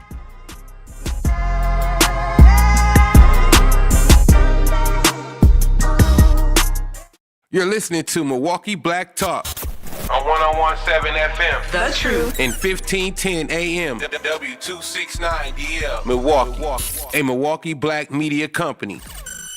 In sitcoms, when someone has a problem, they just blurt it out and move on. Well, I lost my job and my parakeet is missing. How was your day? But the real world is different. Managing life's challenges can be overwhelming. So, what do? We get support. The Huntsman Mental Health Institute and the Ad Council have mental health resources available for you at loveyourmindtoday.org. That's loveyourmindtoday.org. See how much further you can go when you take care of your mental health. For 250 years, our armed forces have bravely served America. Wounded Warrior Project honors that legacy by supporting post-9/11 service members and veterans like Anthony, a Marine who was injured by a roadside bomb in Afghanistan. They carried me through my injuries, not just my physical, but my mental. And seeing other vets doing the same thing helped me tell myself, hey, you can do this. Join us in honoring warriors at woundedwarriorproject.org/America. In the United States, a vehicle is stolen every 31 seconds, about as long as this message. Luckily, you can take a few easy steps to protect your car in the same amount of time. Remove your valuables, roll up your windows, don't leave your car running unattended, lock your doors, and take your keys or fob. If you have information about a crime, call the police. If you suspect insurance fraud, also call 800-TEL-NICB.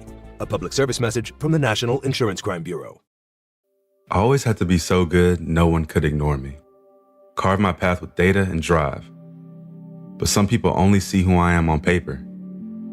The paper ceiling, the limitations from degree screens to stereotypes that are holding back over 70 million stars. Workers skilled through alternative routes, rather than a bachelor's degree. It's time for skills to speak for themselves. Find resources for breaking through barriers at tearthepaperceiling.org. Brought to you by Opportunity at Work and the Ad Council. I'm Chris Jackamick. I served in the United States Air Force and I deployed 3 times. So in 2017, I was serving as an Air Force First Sergeant. Our motto in that role is my job is people, everyone is my business. But unfortunately in that year, I would lose my own brother, Lance Corporal Adam Jackamick, to suicide. The majority of veteran suicides are from guns. I store my weapons securely, not only for myself, but for my family. Store all your guns securely. Help stop suicide. My service never stops. Brought to you by End Family Fire and